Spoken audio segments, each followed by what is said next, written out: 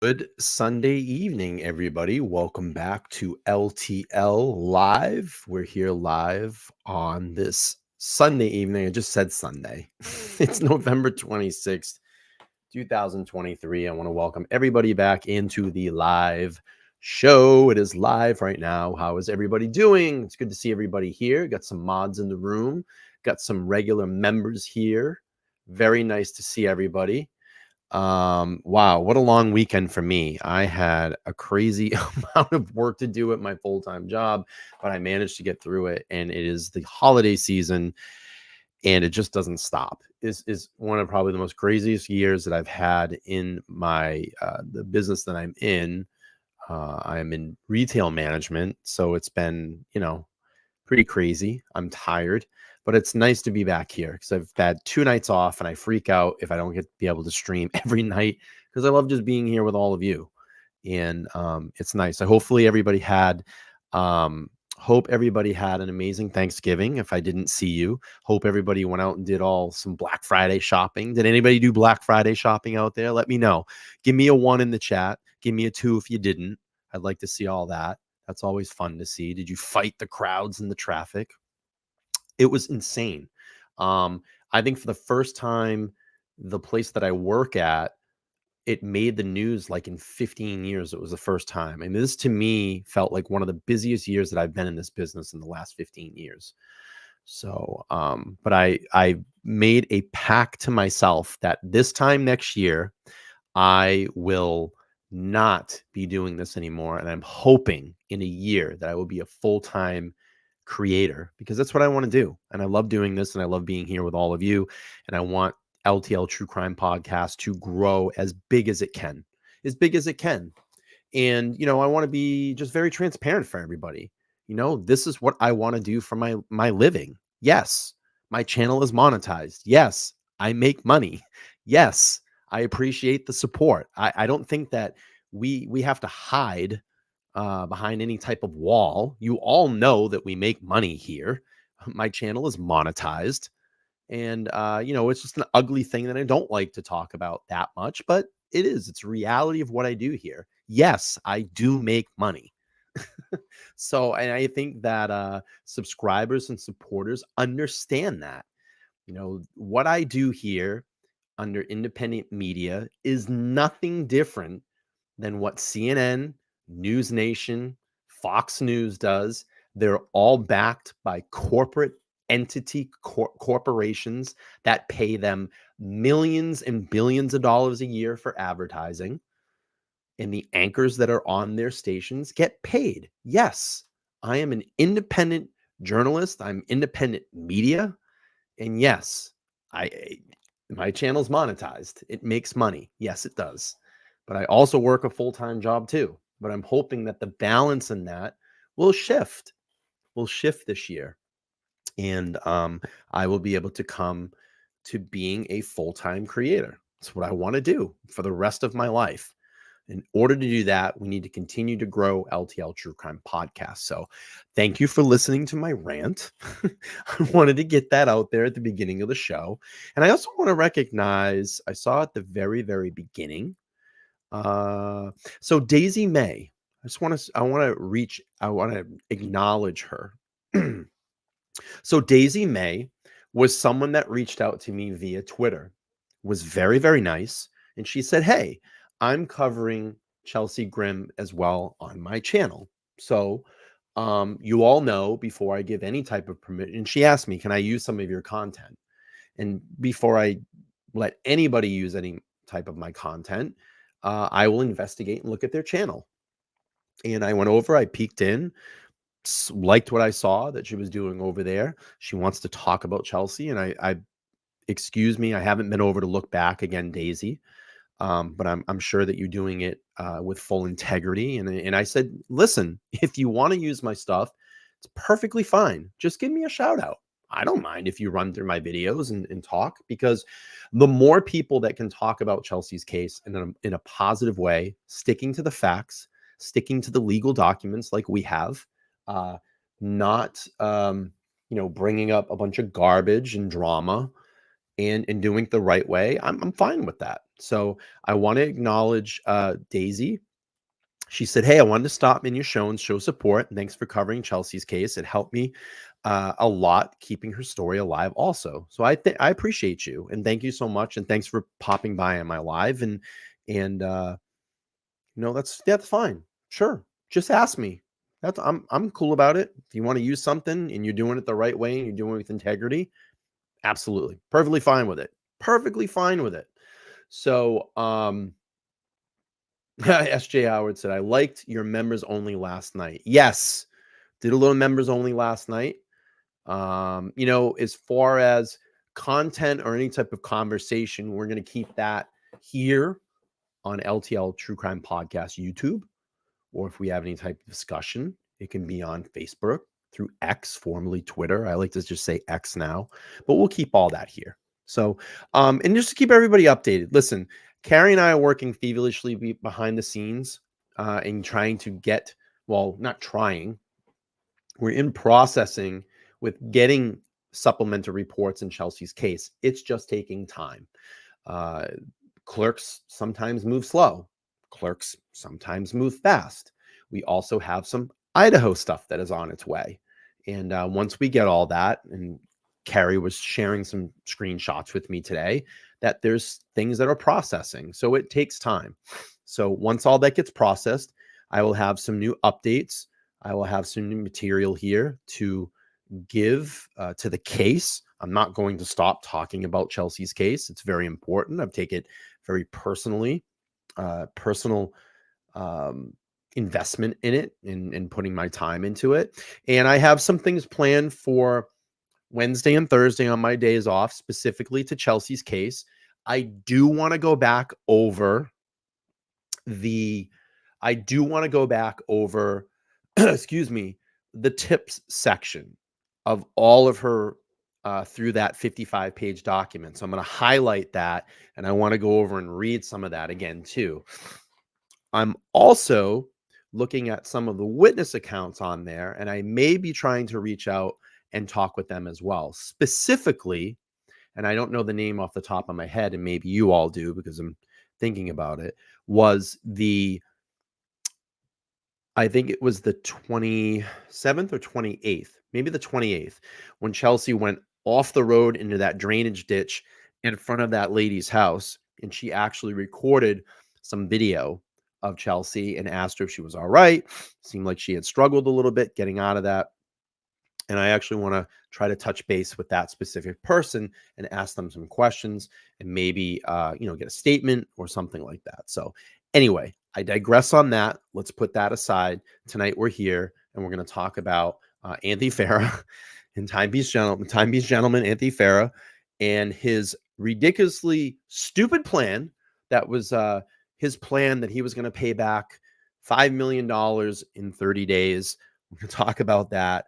I have some videos that we're going to share here. and get into all that. So just to give a little bit of a refresher, here we go. So again, you guys all know a couple weeks ago, founder of Beverly Hills Timepiece Gentleman consignment store charged with conning victims in a luxury watch Ponzi scheme. And this is straight from the U.S. Attorney's Office. We know that Anthony had a hearing, a bail hearing. He is still in jail, and his next hearing will be on December 14th. Excuse me one second. Let me just clear my throat here because I am.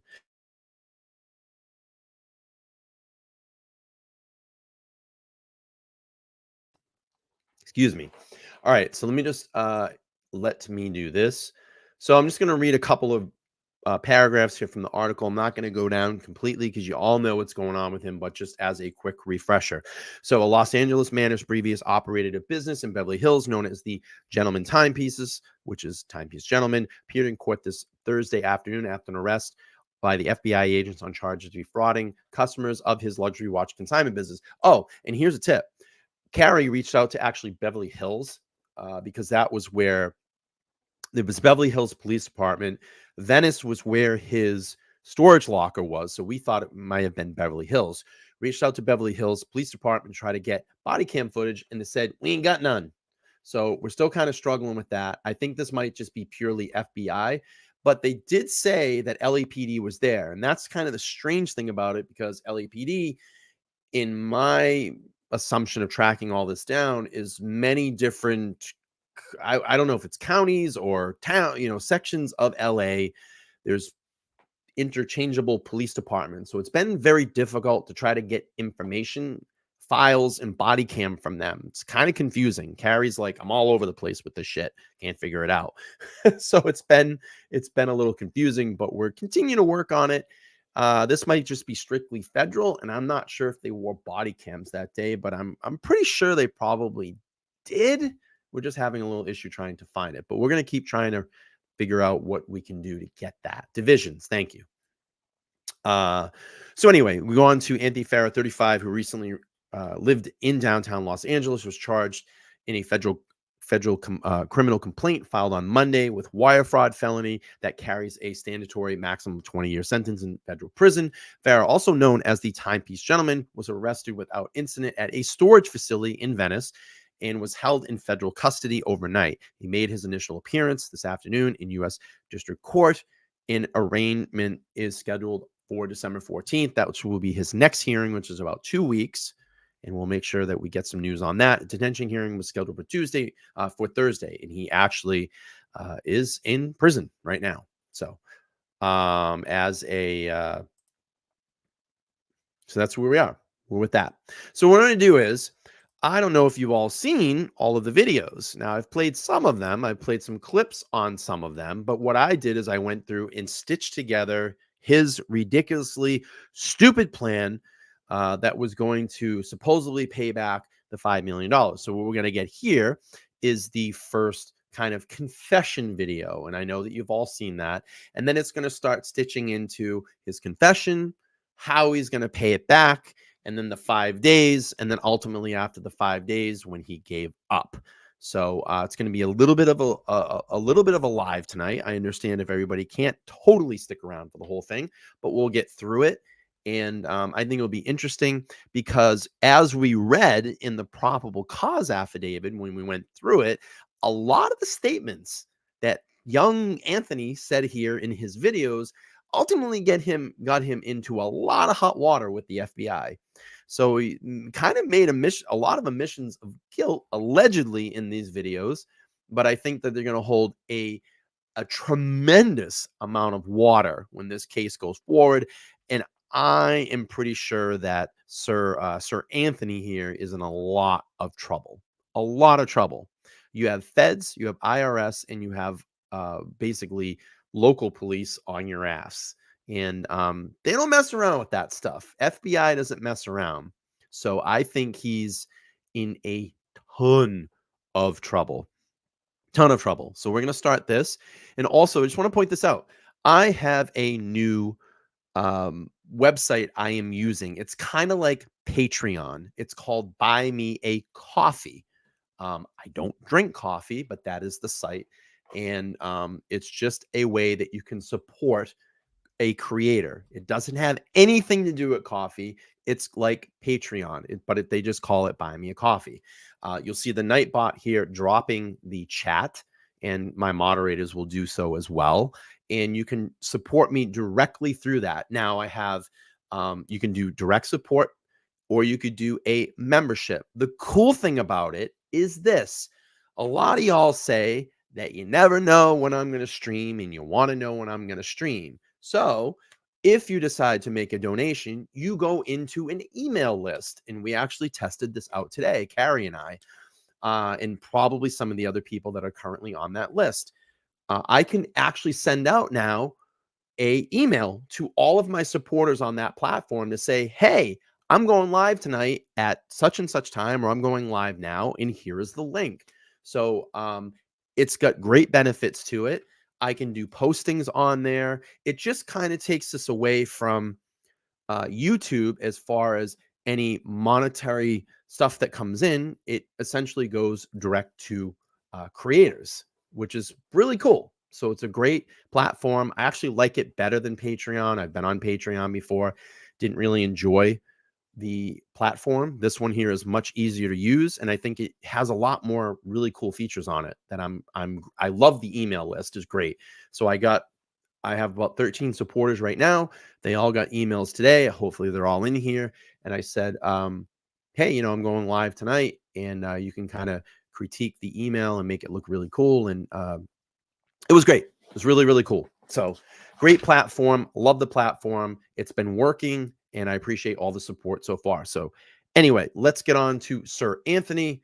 Let's see what he's going to say in his confession. All right, everybody. I think it's time I finally put out a video and address everything that's going on. These last few days have been a large amount of, just stuff coming out, and I can't hide from it any longer. I can't just avoid it. I have to, talk about it. I wanted to give it some time to kind of sink in and just see what was going to happen. But, the first thing I have to say is that this message is meant for my clients that are directly involved. It's for the dealers that are involved. It's for, my friends that are going to be affected, my former employees, people in the watch industry that are going to be directly affected by my actions. I know my words don't mean anything right now, but I really am genuinely sorry. Just to talk about the first thing that popped up, which is that text message that I sent out to a few clients. That is a real text message. That is something that I sent. And I sent that, because life just hasn't been fun lately. Like the message said, I battled with demons, and I've let stuff get the best of me, and I've made a lot of bad decisions. I made a lot of dumb mistakes. I even lied in that message about a robbery, hoping to cover it up even more while I try to fix it. And,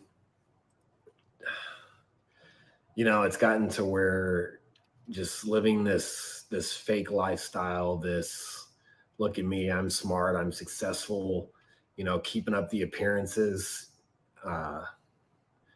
It's eating Poll me at the alive. top. I drink. Poll at the top. Let's see it. What do you think? How many years do you think Anthony will get in prison?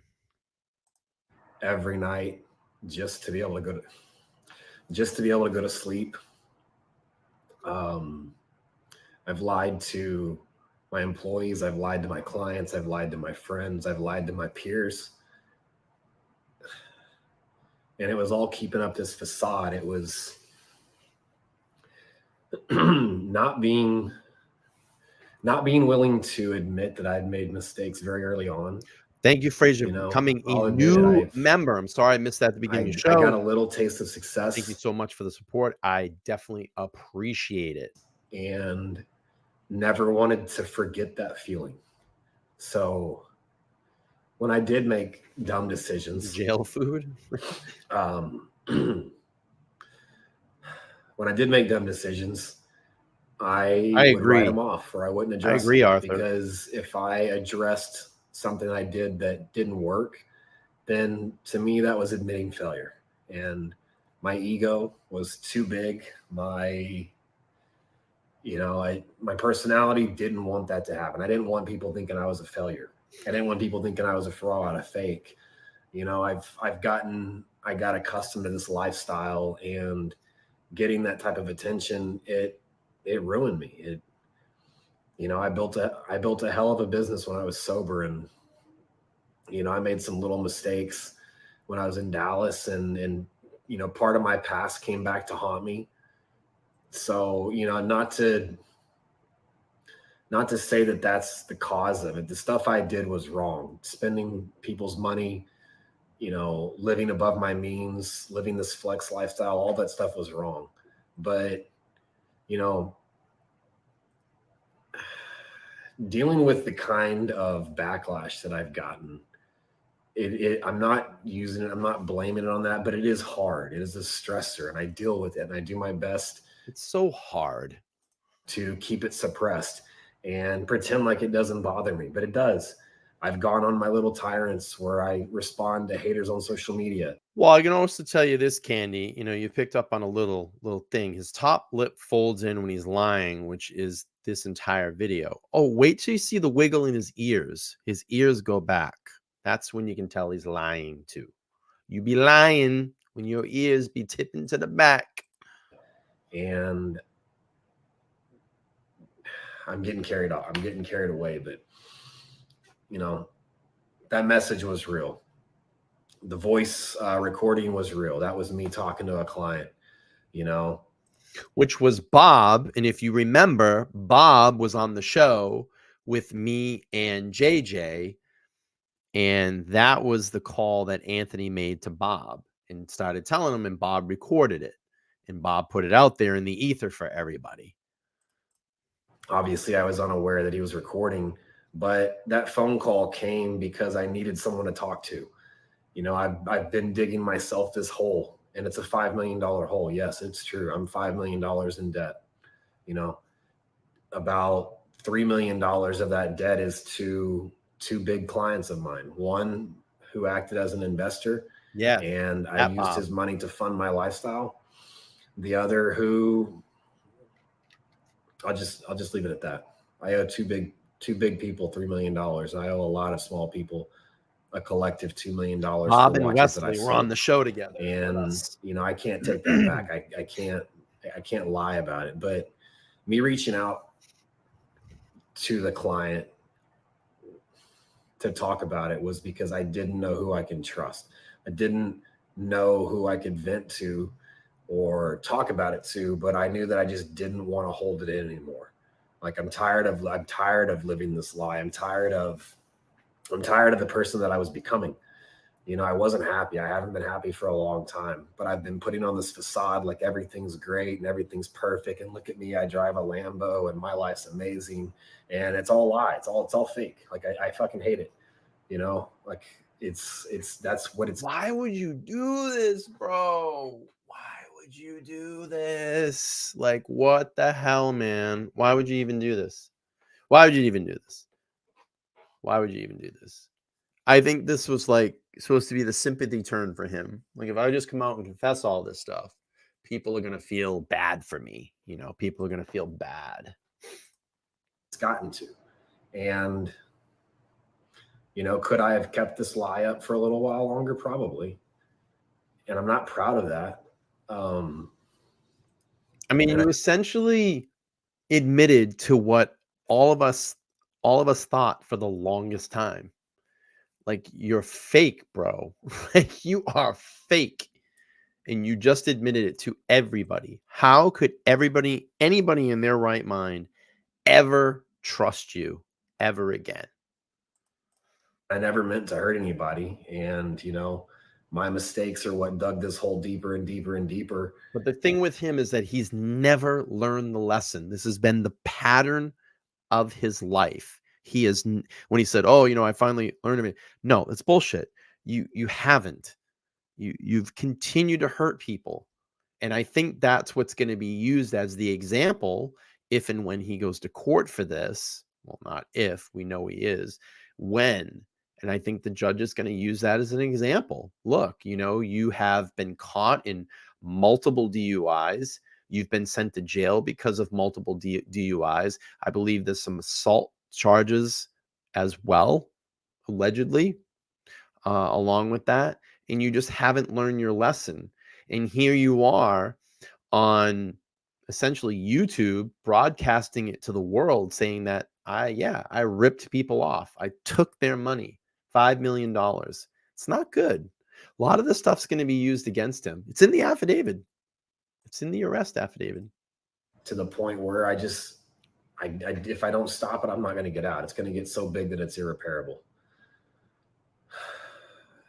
Admitting those kind of things, like, it was the hardest thing. It was the most embarrassing thing. Like I said, it's hard for someone like me to admit failure, to admit defeat, to admit that I'm an alcoholic, or I have a drug problem, or I have a gambling problem, or I have a spending thank you problem. so much for the I've wasted money on cocaine and hookers. And don't know the 5 memberships. Want to welcome Amanda, Katie, Healing Time, Shani, and NJ Husk to the membership group. This will give you access to all my members only videos.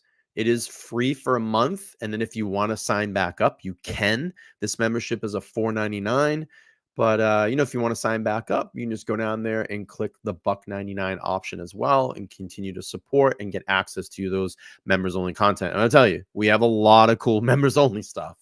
It's pretty cool. And we do a lot of them. I do a lot of after shows and a lot of members only. And maybe if I just have a spontaneous moment and I would just want to talk solely to members, I will do that, because I can feel like I can vent a little bit more there sometimes, and use you all, as my kind of my listening audience during those times. So, all right, let's keep playing through here. We got a little while to go. Out in Vegas and just dumb shit, living this fake lifestyle to impress people that don't really care. That's who I've become. And I hate it. I drink myself to sleep every night to be able to, just to get rid of the stress for a little bit. And this last week and a half since this stuff started coming out is where it's my breaking point. This is a rock bottom for me. Like, this feeling like this is worse than sitting in a prison cell, which is where, I may end up. I don't know. Oh yeah. I was hoping that by talking to a couple people about this and sending a message out to clients, I understand I've hurt a lot of people and I've screwed a lot of people, but my idea wasn't to, get away from it. It was to accept it and own what I've done and start trying, like, you start the process. You can do direct donations through the Buy Me a Coffee link, if that helps. It's a lot easier to try to fix it. I can't change what I've done, but I also don't want to hide from it. I don't want to lie. The Buy Me Coffee I don't link, want to pretend, to be something I'm not. I just want I want a chance at a real life, and I haven't had a real life in a few years. Especially not my life. I don't know what's going to come of this. The one thing I'll say is that this is 100% on me. Everything, the lies, the deception, the money, it's all on me. My employees, I've watched a lot of the backlash that they're getting, the threatening phone calls, the death threats, the stuff. And it's just, that's not fair to them, man. It's, one of the biggest reasons I wanted to make this video is to say that this is my problem. This is my mess. It's something I'm going to have to dig out of. My team leaving as this started to come out was the smartest decision they could have made, which was to separate themselves from the chaos that I have created. No, the thing that with this guy is he never accepts blame. He always deflects. It's always deflects. That's the issue with an addict. And you can be an addict with anything, but you always deflect. You never self-admit.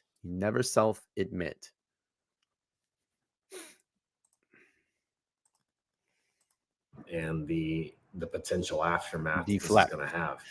and give them a chance, like a fighting chance, to go do their own thing. And, you know, if I could ask anything, if you guys want to hate me, I completely understand that. I deserve it. If you want to bash me, I deserve it. And, you know, there's nothing I can do about that. But my team had no idea about this.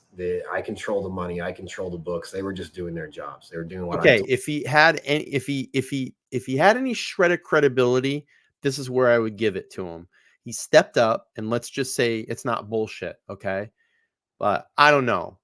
I seem to think, in my opinion, that the people that were surrounded with him had to have an idea of what was going on. Allegedly had an idea what was going on. But if he had any shred of spine, and he's now stood up and said, "Hey, it's all on me. I'm going to take the hit," then I got to give him a little bit of credit there. I think it's the only credit I can give him in this, if it's true.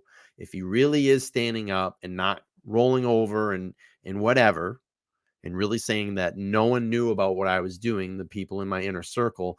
But I've heard some rumors. There may be some other implications of people that are in his inner circle that have been caught up in this as well. And it wouldn't surprise me. It would not surprise me. Told them to do. So let them separate from the TPG organization. Let them, you know, give them a fair shot at doing what I didn't do and creating a real business and creating a real life, and leave everything that's involved with this. But the funny thing is, man, if you go back, we're almost 3 years now, let's just say close to 3 years, okay? And you go back and watch some of his first content, and it sucks because a lot of it is gone, okay? It didn't get archived. There was some beef between him and his business partner. He lost the channel, and a lot of that stuff he erased and taken down. But if you had the opportunity to go back and watch some of his first content, I mean, I'm gonna fucking tell you, one way or another, people like to watch this guy.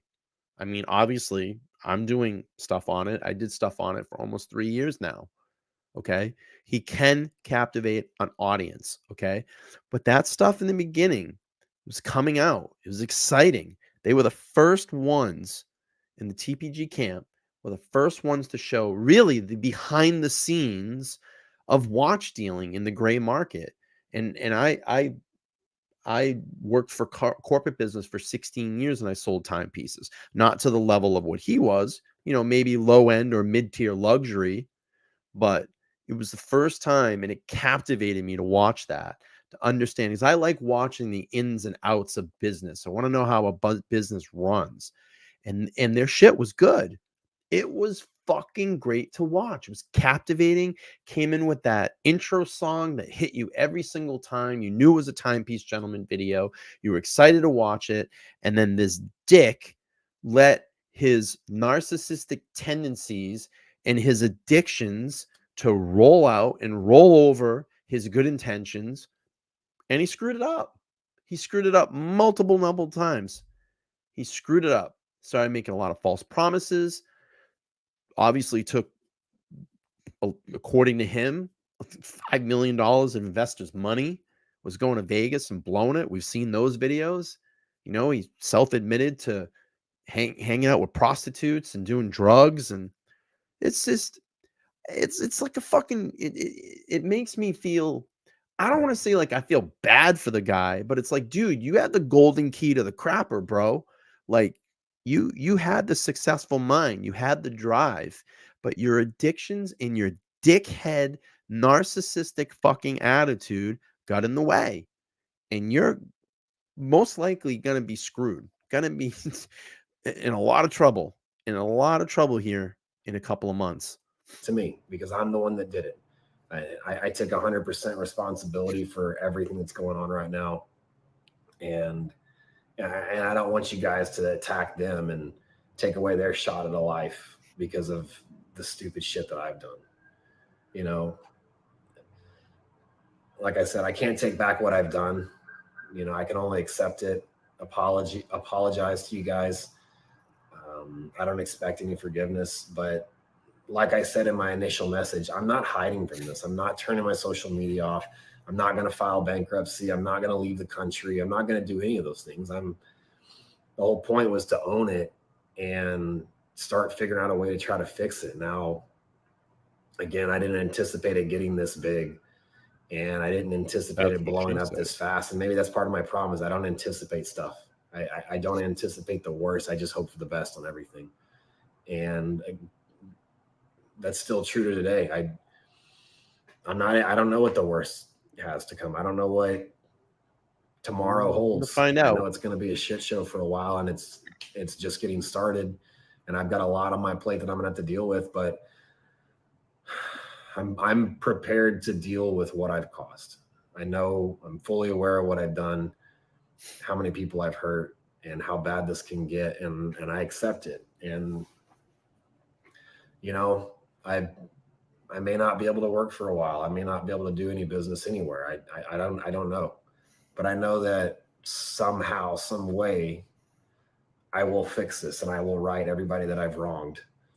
Well, a lot of these people that get around money like this, they do what's called squirreling. You know, they squirrel this money along.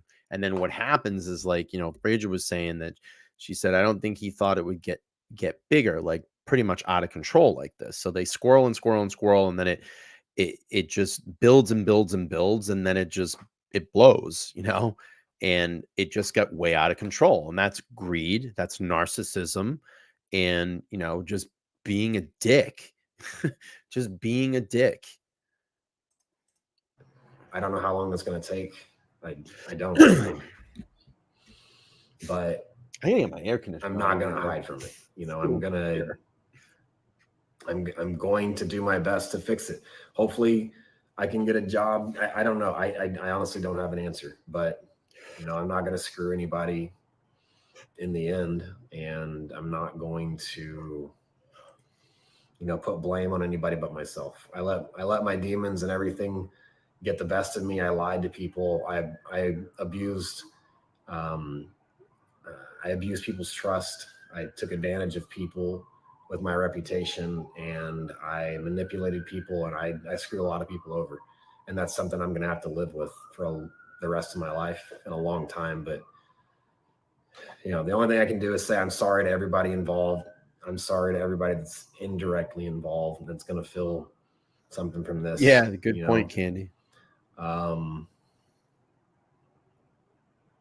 really all I've got.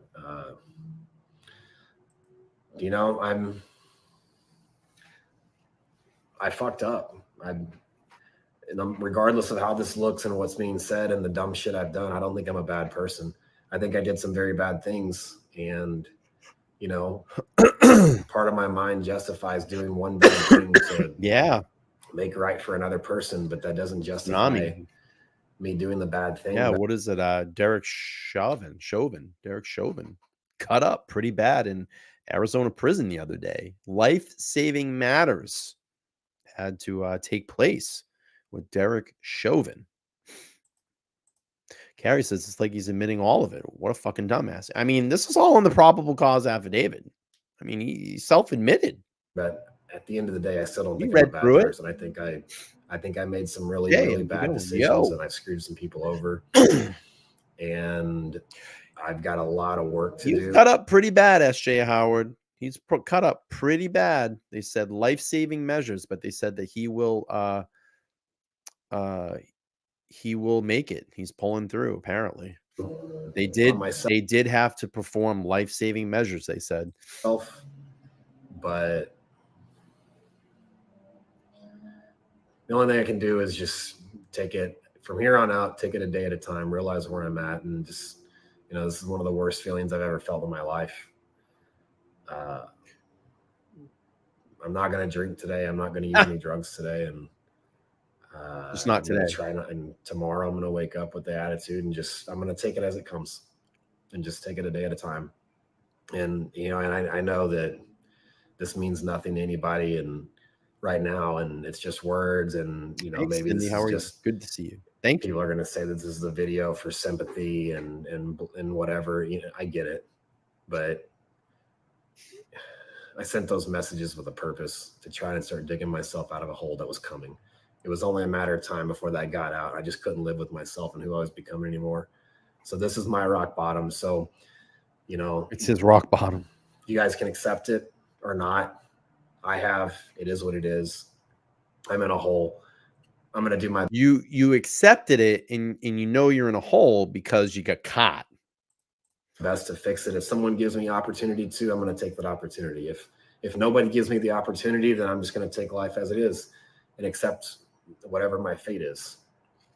But to all those of you that really are truly involved, that I haven't already spoken with, you have my word that as long as I'm around, I will do my best. I just want to go back to Chauvin really quick. I think it's very ironic and strange that, I mean, George Floyd was trending the other day on Twitter, and there was a lot of information being put out about Floyd and the alleged toxicology in his system, and people were talking about it at lengths, and it was going back. I was watching some of the tweets about it, and it's crazy.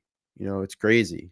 What a very hyper polarized situation, very, very political motivated, just an all ugly situation all around.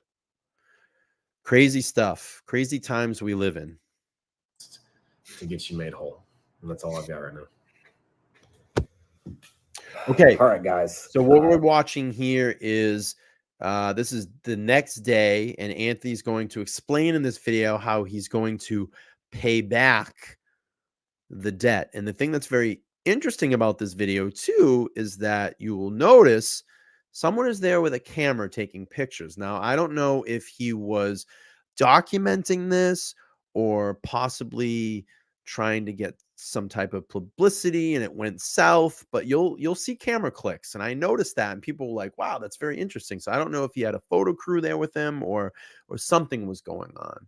So all right, let's play this. Watch this. You'll see the camera flashes. Today's video is going to be a follow-up from yesterday's video. Now, the version that you saw of me yesterday was a version that was broken. I was on my last. This makes Arthur makes a good point here. Says this whole thing is a show to show his attorneys that he can show the court how remorseful he is. This is the only reason he wanted to get ahead of his arrest. He knew his arrest was imminent. That's quite possible, and that's a great point. But I don't think it's going to hold water. They got the goods on this guy, and once they start connecting all of the potential fraud and the alleged the wiring, the alleged Ponzi scheme, I think it's going to be really bad news for Anthony in the end. But that's a great point to bring that out. My last stand, I was defeated. I was in what I honestly like to think I was at a rock bottom. A lot of stuff coming up, a lot of stress, and it's always stress. The stuff I admitted yesterday and I talked about was the hardest thing. Maybe you shouldn't have spent $5 million of your put on video, and not your money. I put that out there, and I meant every word of what I said when I said I was going to try to fix this. Now, today's video is going to be a little bit different. Today's video is a different version of me. Oh, the version today is a different version of Anthony. See, in this video is the version that's going to get me out of this mess. It's the version that the camera click there. Click. Out of everything. Whenever I fuck up and I make a mistake, there is a side of me that knows what I have to do to fix it and does everything I can. There's a drive, there's a determination. When I said I'm going to face the music, I mean that. No matter what comes of this, I'm willing to accept it. I've already mentally prepared myself for that. But that's not what I'm focused on right now. I cannot change the past. It's out there. Everybody knows. Everybody's talking about it. Dwelling on it is not going to change it. It's not going to get people paid back. It's not going to make anybody's situation any better. It's not going to fix mine. Looks like he shaved his head. I know it's going to get worse for me before it gets better, but it can't start getting better until I start. So that's what this video is about today. This video is to tell you guys that like I mentioned, I'm not running from my mistakes. I've openly admitted everything. I've put it on public forums. I've not deleted any social media. I'm not hiding. We've seen this, guys. Any of you dealers out there that are watching this, count how many times you've seen in the industry when someone gets in my situation and they disappear. They go ghost. They screw everybody involved. It's happened dozens of times. I've only been in this industry for 5.5 years, and I've seen it at least a dozen times. I'm doing everything. He's only been in the business five years, and you've already essentially spent $5 million of other people's money. It's pretty bad. That's not a good track record. I fucked up and I made some mistakes and I owe a lot of people money. I admit that. I have some character flaws. I've got some defects. I've got some stuff I've got to work on. I've got some operational things that I've got to fix and I've got to take out of my control. But I have to start. And Tsunami, it's all over the place. That had been talked about for like 2 years. People were seeing that shit. Today. So as of today, what I'm telling you guys, and when I'm talking to this, I'm talking to the people that are directly involved in my business. I'm not talking about the haters out there that are looking for a rise, that are taking this opportunity to try to just crush someone while they're down. Because what you're hoping is that you can crush me and defeat me where I'll give up and you can win. Because that's the most powerful you're ever going to feel. You got nothing else going on in your life. You got to crush mine. That's fine. Give it your best shot. It ain't going to beat me. Because the side of me that you're going to see today and from here on out is the side of me that gets me through everything. Every time I've gone to prison and when I've done crazy shit and I've lost everything, this isn't the first time I've lost everything. I've done it. I'll do it again. I'm going to get through it. I'll do it because again. That's who I am. That's who I am on the other side of what you saw yesterday. I'll do it again. So you guys can try all you want to crush me. This message isn't for you. My message is for the people that I owe money. It is for the watch industry. It's for dealers that have been affected. It's for anybody else. Today I'm giving it everything I can to fix what I've created. That's going to take some help. I can't do it all by myself. Luckily, I have a few people in my corner that are willing to make that happen, or they're willing to help as best they can and give me a shot to see if I can do what I say I'm going to do. Because why should they give you a shot? Make any sense? Why would anybody trust this guy any further is beyond me. If you guys, if the haters out there are successful, haters, always guess haters. What? It doesn't hurt me. It hurts everybody else involved. I'm going to face what I'm going to face, whether I fix this or not. That's not changing. I can't take back what I did. What I can try to do is make good on the people I owe at the very least. So that's what I'm going to do. So everybody out there that's involved that I owe money, you have my word. I'm still here. I'm still posting. I'm not going anywhere. I have a few big people in my corner that I also owe money. And you know what? Their money's only as safe as my ability to earn money. So the harder that people come out there, the more allegations that people come up with, the more of my old videos you guys pull out and try to spin every which way. You know, if you're successful in what you're trying to do and crush me, you're just hurting everybody else. But I'm not going to let that happen. That's not who I am. So from here on out, you know what? Yeah, Jay, when we get some new information, that's when it will be. I am possibly going to do something on Wednesday or Thursday night. We're going to go back to Chelsea's case file, read back through that, the 55-page case file that we have now. Hopefully that we have, my assistant has been working behind the scenes to get some supplementary reports. Those are in processing. Takes a little while for those to come through, but hopefully we get some news soon. You know, we really want some new news, and there's just nothing. It's all quiet out there on the front right now. And I appreciate it, Jay. I appreciate you coming by and supporting. We're going to do our best, but I'm probably going to do something Wednesday or Thursday night. I'd like to go back and go over her case file again and really dive deep into it. Maybe we can start connecting some dots there. Thank you. All right, let's keep playing this. I'll make it a commitment to post a video every day. We are not giving up, Jay. I appreciate what I'm doing, where I'm at. Well, we will not give up. What I'm doing and what my plan is to fix this mess step by step. It's not going to be easy, and it's not going to happen overnight. It's not going to happen in a month. It's not going to happen in 6 months. It may take a year, but it has to start somewhere, and that's where I'm starting right now. Somewhere. So for everybody out there that doesn't have faith, you guys can go fuck yourself. Yeah. Everybody else that's sitting, fuck yourselves. Yeah. Conviction. Me, and you know who I'm talking about. It's you guys that are sending me haters. You know, go kill yourself messages, and I can't count. Okay, I'm gonna say that's wrong. No one should ever send anybody anything like that or say stuff like that to anybody. As much as you might dislike or hate someone, you never want to wish that on anybody. To tell someone to go say what Anthony just said. I'm not gonna say it, but you don't want to wish that on anybody. You don't want to wish death on anybody, stuff like that. That's wrong. You know, you don't want to put that on your conscience. How many messages I've gotten, people wishing, like, you actually wish suicide on somebody. Yeah, Fuck you don't say that. It's really going to hurt you whenever I pull this off. And that's what I know most And of the you. thing is, after all this started coming out, someone put a false story out there that Anthony had jumped off a building, and that was in a false news report. And you know, I'm sorry. You know, I lost my brother to suicide. I don't want to wish anything like that on anybody. You know, that's as much as you hate someone, you don't want to see that. You know, I'd rather this guy go away for the rest of his life than something like that. It's a different type of crime in my opinion. It's just a different. It's not. Uh, I don't know. I don't have the words, I guess, to explain it, but I I, I think that's just wrong. You don't want to tell someone to go do that. It's just my opinion. You are afraid of is that I actually, yes, I did some bad shit. Guess what? I'm not the first person in history to do bad shit. I'm going to be one of the first ones to do some bad shit and then come back and make it right, though. I can promise you that. So if I seem a little bit more aggressive, it's because I've got an overwhelming amount of messages that are literally preying on my demise. And I hate to break it to you. You're going to get fucking pissed off whenever I pull this off.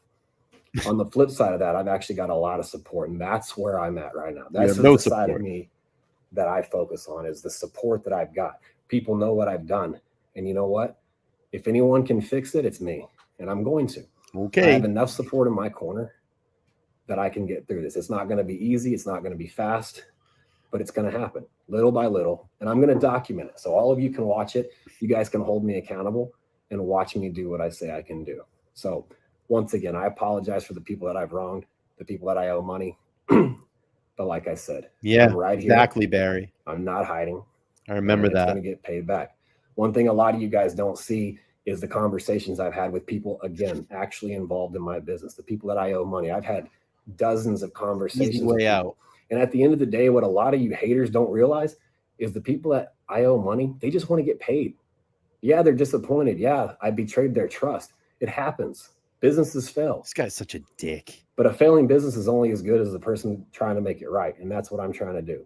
So all the conversations with people that I owe money and they're on my side still, some of them are sitting right across from me, watching me film this. And they're the ones that are like this. You're going to get us our money, right? You're going to get us our money, right?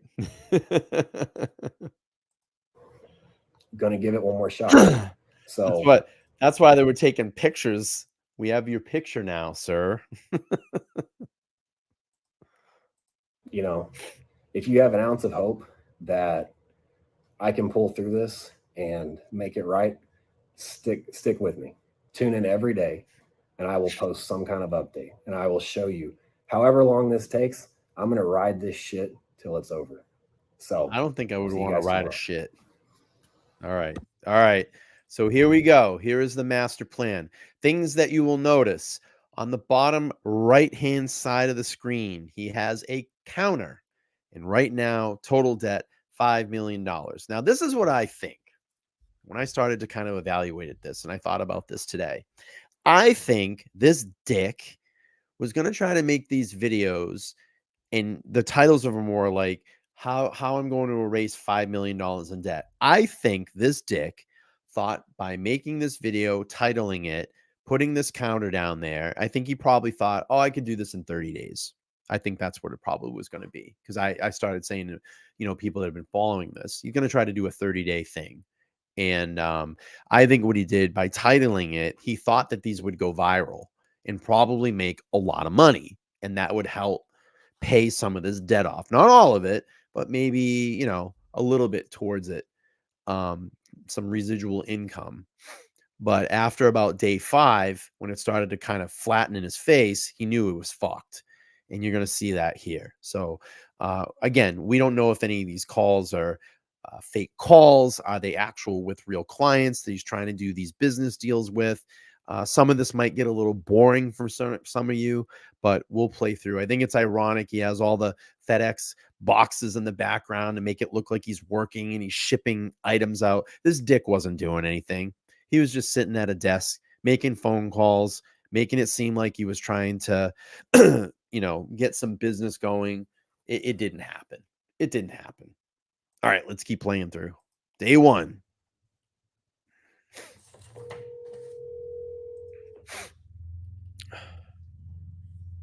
Hey, Anthony, how's it going, man? Hey, how are you, buddy? Doing good. How you doing? Hanging in there, taking it a day at a time. There you go. I wanted to call you up. Do you prefer Zelle? You got Zelle, right?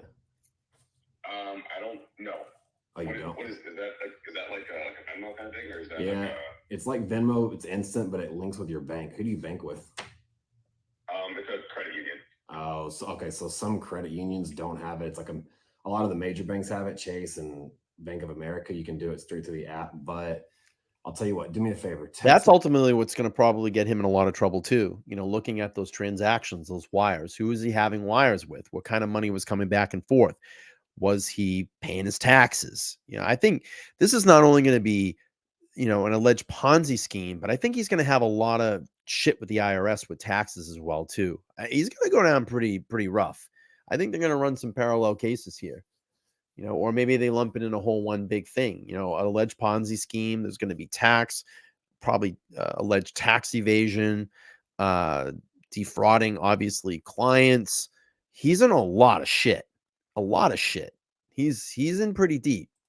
You haven't already texted me your wire information, have you? They wouldn't even let this guy out of jail right now. He's in jail until his next hearing. So he's in a lot of trouble. No. Will you text the routing number? I need checking account number, routing number, and then name and address on the account. If you'll text that to me right now, I'm admitted to it. I'll send you a wire for the first $2K payment. Okay, let me grab my checkbook, find that stuff. Okay, just text it to me. I'm recording this call, so I don't want you to say anything sensitive in there. Just to kind of say, watch boxes are pretty big. They're deep. Some of them can be really large. So, they would be a perfect size for a watch box, but I just find it funny that he kind of set all that up to make it kind of look like he's working. So. No, it's all good. Okay, cool. So you said just text it? Yeah, just text it to me. I'm watching it right now, and I'll do it I'll do it while you're on the phone with me. Okay, so name it. You want checking account number, routing number, account number, and then name of institution and their address. No, your personal. If you're looking at your check, it's whatever your name and address that's linked to your account is on there. I need your personal name, personal address, and then account and routing number. Yeah, Robert. That's true.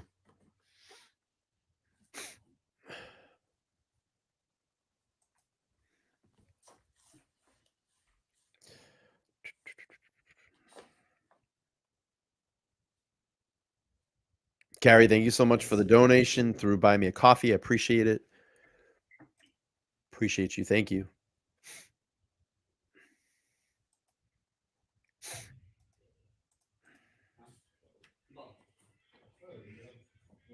What was the what watch was yours?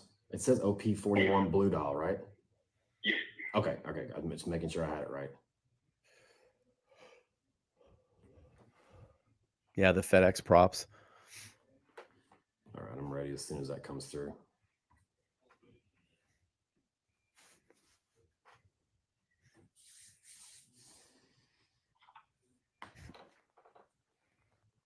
And you're going to watch the counter on the bottom right. It's going to start tallying and taking money off. Is that everything you need? Yep. Give me just a second. Well, hang on.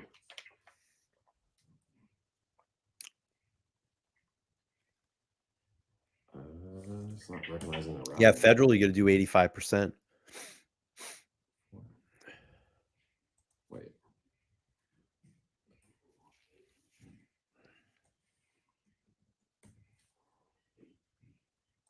It's not recognizing the routing number. Where are you giving me the routing number from? Oh shit! Sorry. Hang on. Sorry. I was looking at it backwards.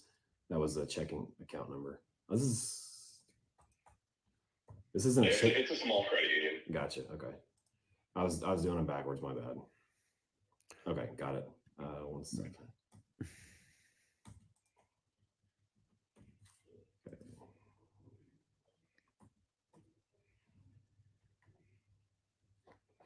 How many years do I think he's going to get?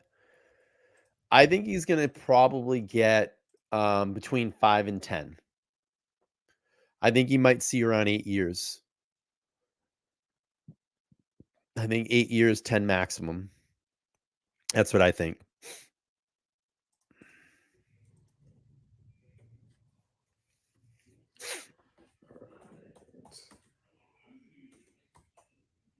And then he's going to have to do something like Billy McFarland probably did, because Billy McFarland, if you know who that is, Billy McFarland was the guy that set up the alleged the fire festival that fell through, and he stole like 20 or 50 million dollars, and now he is out of prison, I think, after 8 or 10 years, and he's paying restitution to those victims. So he actually has to go on a federal website every month, pay a certain amount of money back in restitution to those victims. He's held accountable through this website, and if he doesn't do it, they come pick him up and he goes back to prison.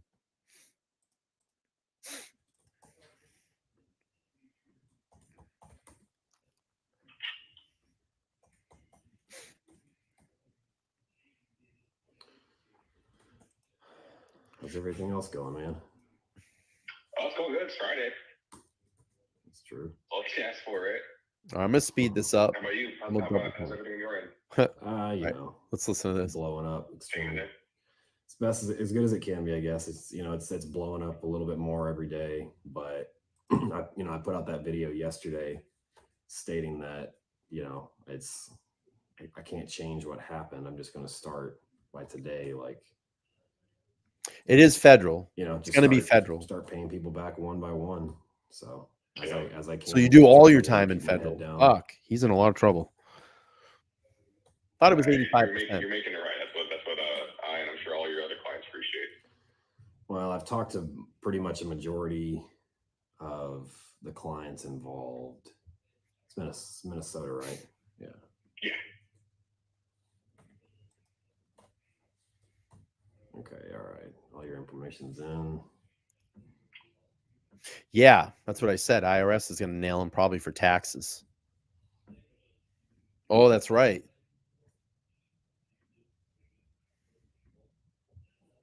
All right, 2000. It was a black OP, right? It was a blue dial.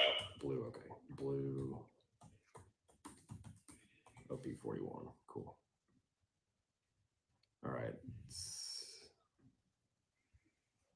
That's sent.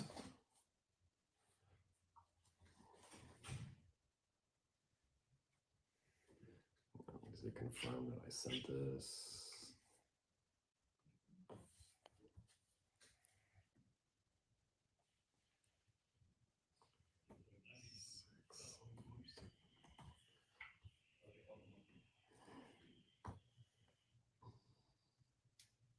All right, sent. I'm gonna send you a picture of this really quick. I'm gonna mark it on my spreadsheet. So there's 2,000 off the balance, and then next week, let me mark this. Next week I'll get you another payment. Today's the 3rd or 4th? 4th. Okay. Today's the 4th. Yeah. Okay. 08. So here's the thing. I have a problem with this. And I just want to pull this up. So SJ says, if people can afford that high of a watch, it probably didn't impact them. It does, because the bottom line is it's their money and he took it. It doesn't matter if it's a penny or it's $1 million. The fact is, this guy took money from clients that were expecting watches, that were expecting him to send watches to him. Okay. This dick took their money and went and gambled. He drove around in Ferraris. He rented penthouses. He did drugs. He drank with their money. It does affect them. And I just, I don't, it doesn't matter how much money it is. It does affect them. He used those funds not for what it was supposed to be meant for. And that was buying and purchasing a watch and sending that watch to them. He used their money to fund his lifestyle. Fund his lifestyle. So it did affect them. It does affect them. Because we don't see a physical effect like an assault or a murder, it doesn't matter. It's psychological and it's financial, and it does affect the victim in any way. 100% does affect them. Wire. Now, some people, and I'll give SJ credit in this, some people maybe be able to balance that out a little bit better. Yes, because they're in better financial means. But listen, if I had $1 million in the bank and someone took me a hit for 100,000, I would feel that. I'd be like, fuck. Even though on the backside I still have 900,000 in my bank account, it still hurts, Or the guy that may have 200,000 in their bank account and this guy took him for 35,000. That's going to hurt that person. Now, they're going to be able to recover. They're going to be able to still financially sustain, but 35 grand is still a lot of money. Still a lot of money. So, yeah, I mean, it's a great point. I love talking about this stuff, and I think it's a great point that you brought up. But I hope that you can understand where I'm coming from. It's not a victimless crime. It still affects them 100%. Now, people like Bob and Wesley are in very good positions financially. But listen, I think, what was it? Wesley said it was close to almost $1 million that Anthony took, and it might not impact him like crazy. He's self-admitted, I can still move on with my family and live, but $1 million is $1 million. Still a lot of money. Still a lot of money. 100%. Whew. I just got hit for 40K.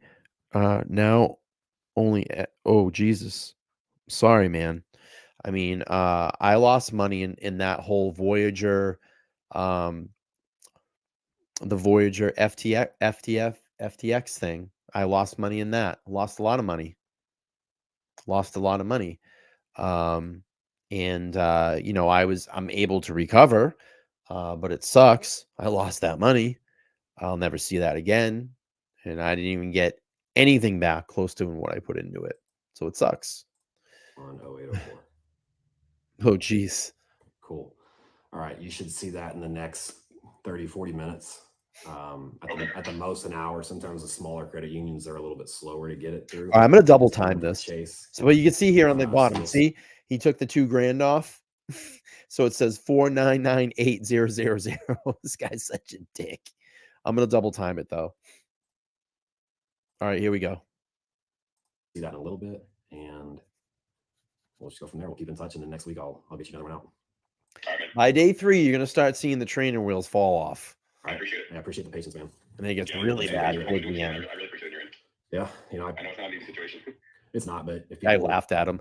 People like you that are involved that are giving me a chance to get it through, all I can do is make little chips on it here and there. After this one, I made 3 payments yesterday. 1,000, 5,000, 2,000. I've got 2 more to make today right after this. So it's just thanks, chipping away Barry. little by little. I sold a few watches, so I appreciate you being here. Right back out. That's the best. Excuse me.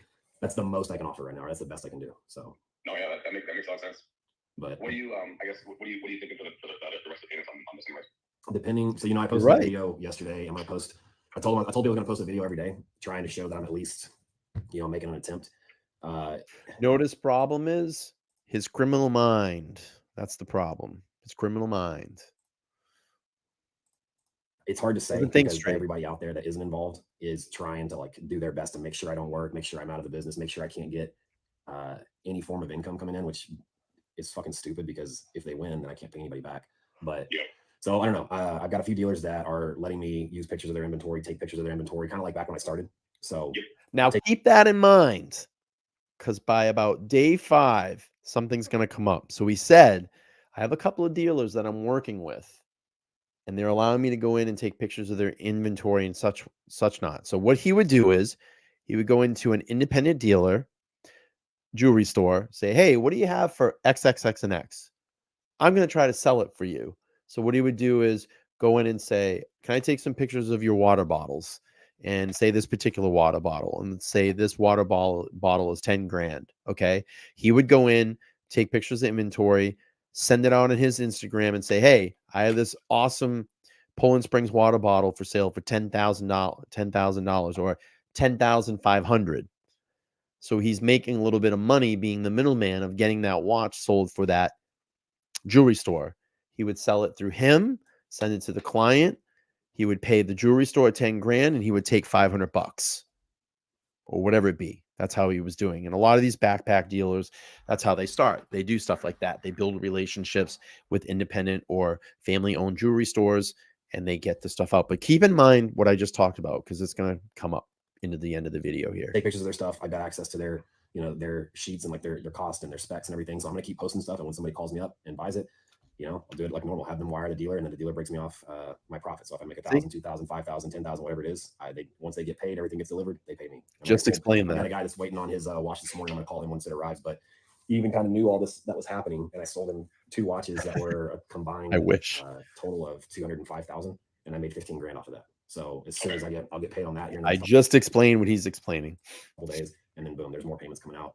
I've got a couple people I've got to call to stuff again. Everybody sees what's going on. There's still people that have faith that I'm trying to fix it. Even a couple people reached out and said, look, everybody fucks up. At least you're taking a chance and trying to fix it. So I want to support it. So I've got a couple guys that are supposed to call me later today. They want to buy a couple subs or GMTs or something. So hopefully, like, at a very bare minimum, Mookie's the best. At a very bare minimum, another 2 grand. If you like funny TPG stuff, go check out Mookie's channel. It's really good.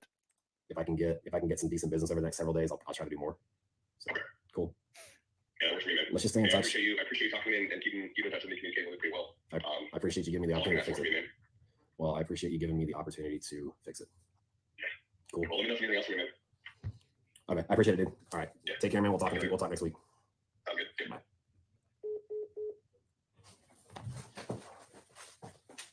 Run, Forrest, run.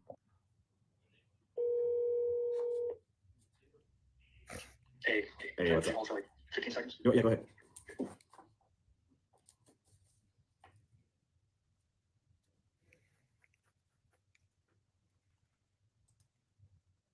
All right, I'm going to get to day 2.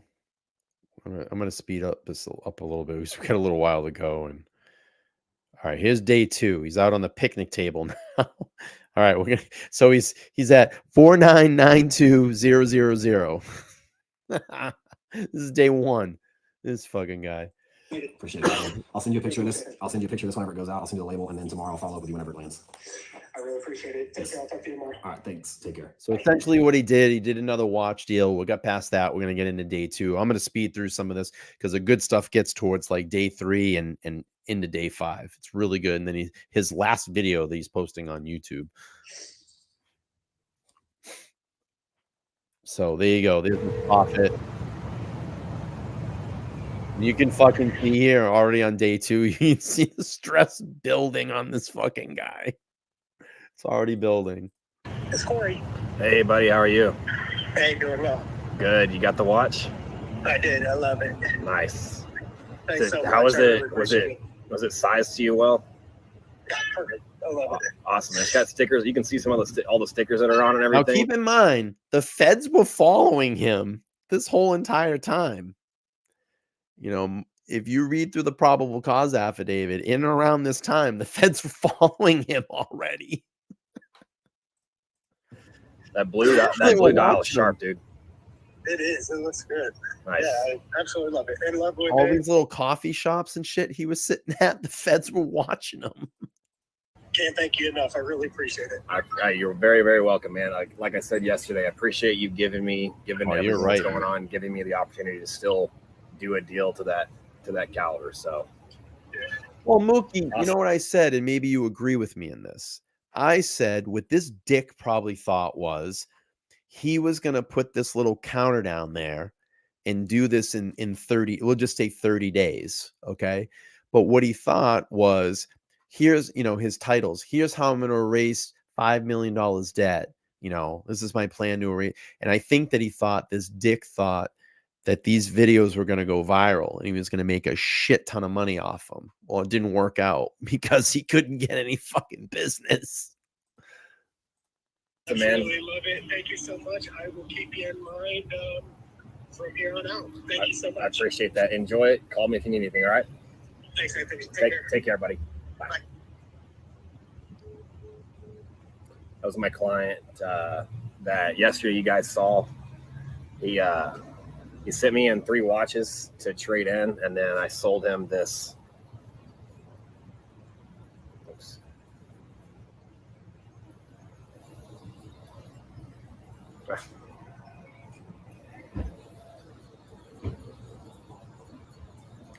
This yellow, gold, blue sub. So that's pretty cool that, given everything that was going on, still giving me a shot to do business. Yeah, that's true. Go. Yeah, Mookie, you're right. Look at the debt counter. This guy's a dick. Hello. Hey, what up, buddy? It's Anthony. How's it going? It's going. I was wanting to call. I'm transferring. Where is he? He's like on the highway at a fucking Denny's or something. Like, where are you right now? You look like you're inside a Home Depot parking lot. Some money over, and I'm going to send you a Zelle. You have Zelle, right? Did I tell you the last time? Yeah. We'll play a little bit, then I'll go to day 3 because it really starts unwinding around day 3. Okay. Give me 1 second. I'm going to do this while you're on the phone with me. If that's cool. That's good. All right. I sold a few pieces yesterday and got paid. No. He's at like a Home Depot. How's business going? You know, it's not what it used to be, but it's not dead, so that's all I can. You can see, I think this here is like an O'Connell Lounge, like a fucking O'Connell Lounge advertisement for a hotel. He's somewhere. I mean, I don't know. It looks like a gas station here. It looks like a rest stop or something. Like, I'm happy for that. Like, I started posting these videos, and I'm just going to document my my daily progress and just take it one deal at a time. Super staged. So I do still have a large following out there that's supportive, and I do still have clients that are willing to give. You know what that means? He doesn't have anything. He doesn't have anything. That's just all conjecture. You know, he doesn't have anything. Business. Yeah, that's good.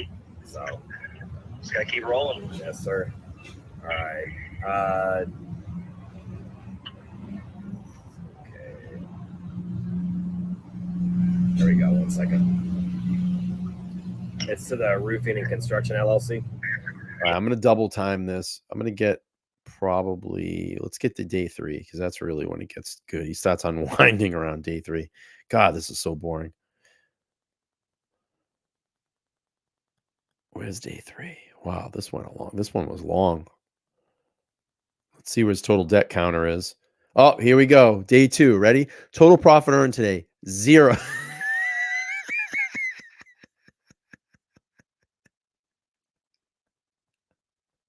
Oh, that 20-minute video. Total profit earned today, 0. Total debt paid back, $7,400. Total debt remaining, $4,984,600. Oh, Jesus. Here's day 3. You can tell it starts really falling apart here. All right. What's up, everybody? It's day 3. Now, unfortunately, I have not completed any sales today, nor have I made any payments. So the debt counter is not going to change at all. But I love how he's like letting the beard grow in to make it seem like he's all disheveled and he's all beat up. You know, he's down on his luck. I still had to make a video anyway. And one of the things I wanted to mention was that, here we go. You know, I was banking on getting like a break. Like right now I'm up against the corner and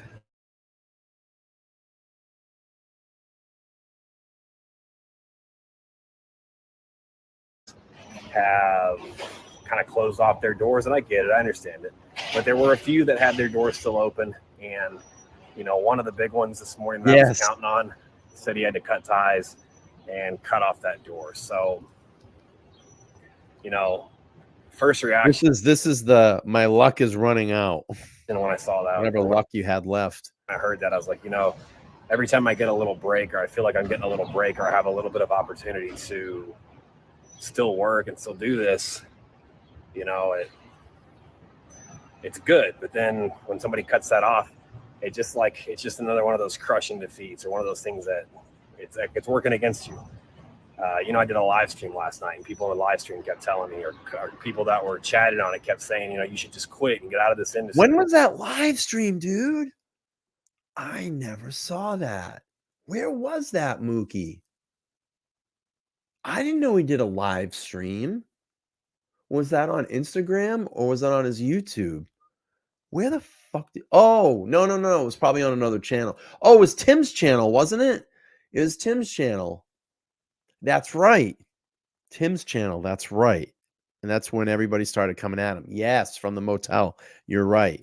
Yeah, and the $15 motel, right? Trying to make it seem like he didn't have any money. It was all down on his luck. That's right. I forgot about that. Nice. Timmy. Yep. This is what I know. Like, I don't know many other industries. Could I get in there and figure them out? Sure. But this is what I know. If anybody wants to support the channel directly, you can click that link that Carrie put out there. The Buy Me a Coffee goes 95% of the donations go straight to the creator. Myself, you can buy a coffee. There's also, you can sign up for monthly memberships there as well. I do appreciate it. Then once you get into the support, and all you have to do is support once. And then what I can do is you will get put on an email list. And when I go live, I'm making sure that I send out every morning that I'm going live. Because a lot of people go, I never know when you're going live. I can send out the link, and you will know what date and time I will be live on. So we'll keep playing through. This is what I enjoy doing. This is what I'm passionate about. So, I don't know. Getting that news this morning kind of sucked. Like, it's going to get worse. Made me start thinking for half a minute, like, maybe I should just leave this industry. And, then once I get up and I regroup, I'm not leaving. I'm not going anywhere. I'm not hiding. I'm not going to run. Debt counter on the bottom. Just because I got got dealt another bad card, or had something else that came against me. So I'm just going to start thinking outside the box. I'm not leaving this industry, and I'm not going to quit doing what I know how to do the best. But I'm also going to add other things. Like, what else am I good at? What other things can I capitalize on? So it got me thinking, well, I know social media. And yeah, there may be a lot of hate. And over the last couple of years, I may have had people talking to me because of all the shit they were, the risky stuff I did, and for giving people reasons to talk shit about me. But people were talking, and I was coming up on social media far before I ever took any risk. So I do know a little bit about it. And when it comes to social media, it doesn't matter what the industry is. It's a plug and play kind of system. You have to figure out what the goal is. And so before I talk about that, one thing I was gonna start offering was, social media consulting. For every casino. Some people are gonna laugh and say it's crazy, but hey, you know what? I'm not talking to you. I'm talking to the people that have businesses out there, offer services, and just haven't been able to figure out social media, or maybe you've tried some stuff and you haven't quite hit it on the head. I know social media. I will say this, and I said this at the beginning of the stream. This fucking guy can captivate an audience one way or another. Either you love him or you hate him. You still want to watch. It's like the car accident that everybody turns their head at when you're driving by, because you want to see what's going on. It's that curiosity factor. This guy knows how to do it. I know how to go in and look at a business and see what your competition's doing, see what they're doing right, see what they're not doing, and cater social media to you. I know which platforms work the best and how to utilize the same content between every platform. I've done it. I'm doing it. I've got almost 100 million views on TikTok. I'm about to hit 100,000 followers on my second YouTube channel. I'm on my 10th Instagram account that has over 50,000 subscribers. I know a little bit about social media. So any of you guys out there, it doesn't matter what industry you're in, doesn't matter what the business. If you're looking for someone to come in and help you out with social media, give you some pointers, draw up a blueprint, hit me up. Comment below what your business is. I'm kind of curious to see what all businesses are out there. Now, I will say this: I'm not cheap, because I know what I do works, and it's been proven time and time again. For anyone that says that it hasn't, one thing he's been look good what at. happened in the watch industry. Just 2 years ago, it was unheard of to be taking cameras behind closed doors, and now every dealer out there is doing it because we started it. He is right on that. They did start that whole series, and I'll tell you, and I go back, 3 years ago, 2 years ago, just under 2. It was captivating. It was very good. And then, like I said, this guy's dick ass ego and his bullshit addictions got in the way and clouded his vision. And you can see it. Look at the stress here. Look at the fucking stress here. Look at the stress. Sorry, I'm standing outside. It's fucking hot. It's fucking hot. First thing to notice is that filming inside an airport is extremely impossible because there's just people everywhere. It's too loud. The light sucks, everything. So, and I'm having to do it on my own. But yeah, I'm going to branch out. I'm going to do what I'm good at. So if anybody out there that needs some help on social media, hit me up. It's not going to be cheap, but it's going to be worth it, because what I can do is I can go in and I can look at your business. I can study and I can see what else other people in your industry are doing or they're not doing. What are they doing right? What are they doing wrong? But, a free tip before you even think about calling me, if you're thinking about getting on social media, you got to tell a story. When I had my biggest, my first start on social media, I went and told my story. People buy from people that they like and they know and they feel like they can trust. I think so. Now, I know that's ironic given the situation, but I'm going back to the starting days. When I sat down at my desk in my office in my apartment, I told my story. I said where I came from, the hardships, how I grew up. I, talked about my family, my schooling, my moving away, a lot of the trouble that I'd gotten into. And I drew this emotion in to get viewers to connect with me, because one thing that a lot of people I've noticed on social media are afraid to do is they're afraid to get vulnerable. And I saw a saying one time that says, the more you reveal, the more you'll sell. And that couldn't be more true. Everybody's done embarrassing shit. Everybody's got demons. Everybody's made mistakes. The more you can relate to people. What the hell is that guy's name? Not Ty Pennington. Ty Lopez. Knowledge.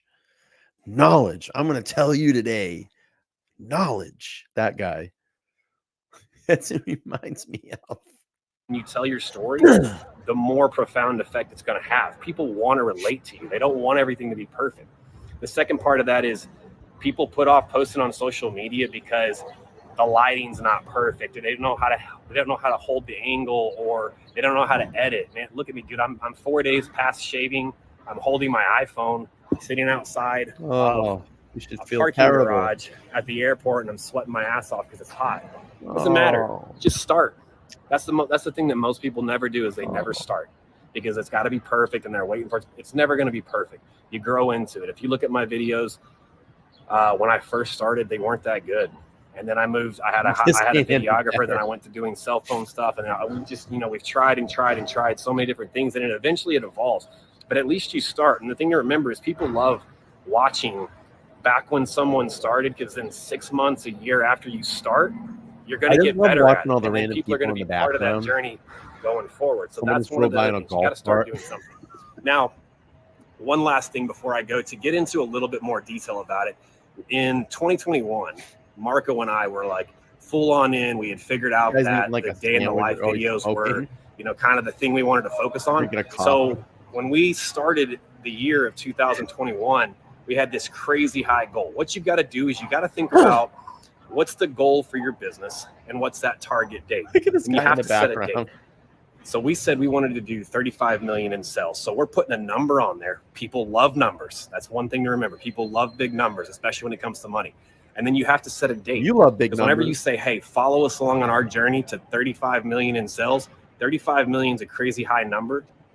But I'm also saying follow us week by week throughout this year. You've already subtly or like subconsciously committed them to watching for a year to see if you can hit that goal. Then you got to go back to the very beginning and start week by week. Keep them updated day by day if you want, month by month, whatever time it is you say you're going to post. Keep following along with that story and get them engaged. Now, keep in mind, he never could state any commitment that he started on his channels. It would go for like 2 weeks and it would just fall apart. On your stuff. Be posting every day. So think about what your business is, think about what the end goal is, and then think about your story. Whatever your end goal is, you got to think about the story behind that. Why do you want to hit X revenue, or why do you want to open another store, or why do you want to add these new services or products, or why do you want to jump into this market? Whatever it is, you got to think about the end goal and then think of how you're going to tell a story, or what's your plan. Like if it's any business out there, if you've got a goal to get somewhere, you have a plan to get there. Turn that plan into a storyline and put it on social media, put it on YouTube. Don't worry about it being perfect. Just get it out there and do it. Now, for those of you that are in not so sexy industries, maybe you sell mattresses, or, you know, maybe you're in construction, or you're in real estate. Well, construction's not Probably sexy, watching but it's them right now. lucrative. Real estate can Imagine be if that guy that was walking by with the coffee and the cigarette was a Fed. sexy, but there's a ton of competition out there. It doesn't fucking matter. If you're a plumber, if you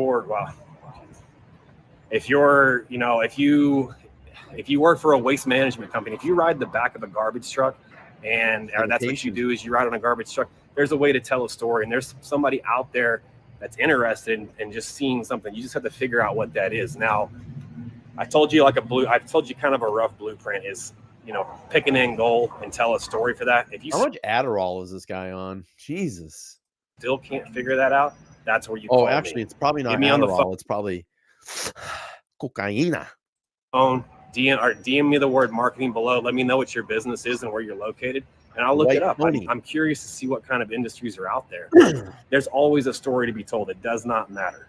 So if you need help with that, I'm your guy. It's not going to be cheap, but it will be worth it. I can promise you that. So guys, thanks for tuning in to day 3, and I'll see y'all tomorrow. All right. What's the counter? Here we go. Oh, we didn't get. This is really when it's fucking falling apart. I'll play a little bit of this. Day 5 is the best one. This one, not so much. Day 3 was great. Day 4 is but day 5 is the mwah, because I'm gonna. He flips out on day 5.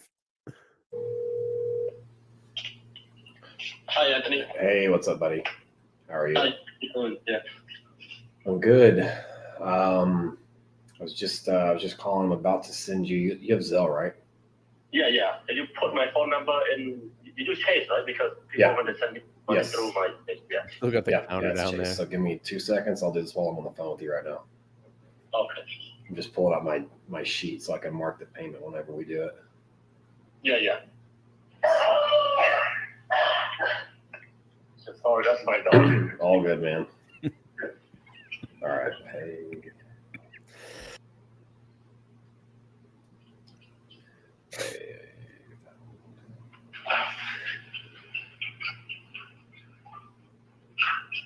All right, I'm gonna speed. Yeah, and it recognizes you there. Okay.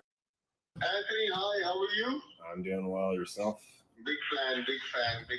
Appreciate that. Sorry. Thank you so much for the call. Guys laughing at him. Thanks, sir. I'm sorry to bother you. Not at all. I've been pestering you every now and then, but thanks for the call back. It's all a good. privilege to talk to you. All good, man. Yeah, no, it's just taking me a few minutes to get on the phone with people. Cooking the My phone books. doesn't stop ringing. But anyway, talk to me. You wanted some advice on a potential purchase. What can I? One. Okay. So what advice are you needing?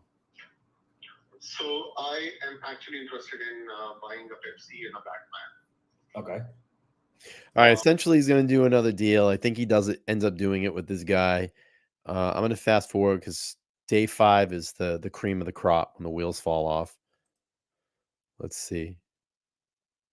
22, because I want to help people. All right, here we go. The next one out, and We're going to get the business pitch again at the end of this one. we will take it forward from there. Thank you so much. Sounds good, man. I appreciate you giving me a chance. So I think he made a deal for 2 watches. What was it? Like 32,000 or 28,000? I can't remember. But he made a deal with this guy, and now he's going to do the business pitch here. Go ahead and whenever you send that transfer, or if you want to go ahead and do it now, go ahead and text me name, address, and email for the invoice, and I'll get that created. I'll do that. All right. Thank you, sir. All right. All right, Thank you, take sir. care. Take care. Bye-bye. All right, guys. So today is the end of day 4. It's actually only like 3 o'clock right here right now, but I have to get this done. I haven't figured out the perfect timing and what time I want to post all these videos because I'm trying to post them day of. So today's day 4. Everything you're watching happened this morning and in the last couple hours.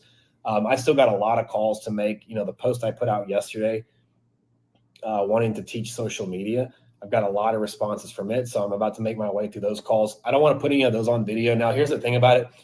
It's kind of like, which means he didn't get any inquiry. It's kind of like a catch-22 because I want to help people build their social media, but with all the hate going on out there, always the haters. I can't have them attached to me, or out of fear of the hate that follows me, I don't want to deflect it on them. So I'm not going to have any phone conversations on, you know, live or on this video. I'm not going to share any businesses or services that I'm going to work for to help them build that, because again, I simply don't want the hate that's derived or directed towards me to go to them when all they're trying to do is build a business. So I'm going to keep that completely private, but I've got about 8 people who I'm going to call. 3 of them sounded very serious.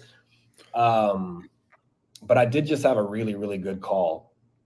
You know, being in this industry and being in the position I'm in right now, it's natural that a lot of people are going to turn their back on me and refuse to do business. That's fine. Like I said yesterday, I had another dealer that, you know, gave me the impression that he wanted me to come out and help him build this. He was new into this industry and wanted me to come help him build this, show him the ropes, get him started, and then give me the access to do what I know how to do best, take away the controls that got me where I'm at, but let me do what I'm good at. And then just kind of pulled that rug out from under me last minute after I'd showed him all the stuff he needed to know, gave him the access to groups and stuff. But you know what? That's what it is what it is. I've put out some calls to groups, to a bunch of groups today looking for more watches, and I'm not getting obviously not as many responses as I would like, but I got enough, and I closed another deal today where I'll make $3,000. But right before I filmed this, I took a call from somebody, and I'm not going to reveal who it is, but there is a dealer. There's a jewelry store out there that I've never done business with. So this is good because you're going to hear about this jewelry store in day 5. Essentially what happened was the investors that were losing money, and just about everybody that was in on this started figuring out what was going on. And essentially, I think this dick in day 5 is outside this jewelry store filming, right? So when he films the business sign of this independent jewelry store, this family-owned jewelry store in Florida. Well, people figure it out, and then they start bombarding this small little family store. Don't let this fucking guy use anything from your inventory. He's a scammer. They start killing these people. I feel bad. They started killing them on Google, and you know, Google reviews, those don't come down. You have to be the person to actually delete it, and they end up murking it, and he flips out on day 5. And then I have something that I'm going to show everybody towards the end that you'll get all a good kick off of too, because you haven't seen this yet. But someone screen grabbed something, and I want to show it to you guys. Seen them on social media, and they have a great store. They have a lot of inventory. I've never done business with them, and today was my first time ever talking, but they're fans, and they've been watching me for a while. And basically, what he should have did was never even fucking said this on the video. He should have just went and done business behind the scenes, not showing any of it. But this dick ends up filming the sign, and they bury him. They bury him. Was to say, hey, if you'll come out here and work with us, we will open the store up to you. Obviously, we're going to keep control of things you're not good at, but we want to turn you loose to do the things you are good at. You can sell watches, you can do social media, you can build us, managing money, our brand. You can help build your brand back, build our brand. Everything works simultaneously, but we invite you out to just, you know, go nuts and see what you're really capable of. And we want to be part of helping you turn this around. It was the best.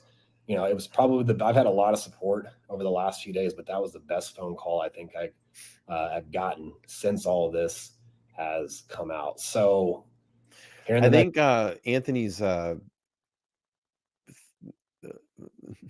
think Anthony's non-favorite 3-letter words in the next couple of months are going to be IRS and FBI.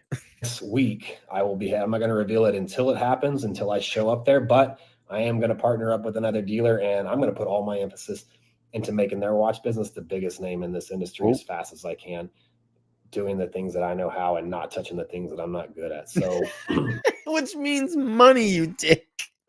Oh, this guy should never have access to money again. I love how he's just self-admitting all this stuff. He's just crushing him. He's fucking dying inside right now. $7,500 in debt paid today.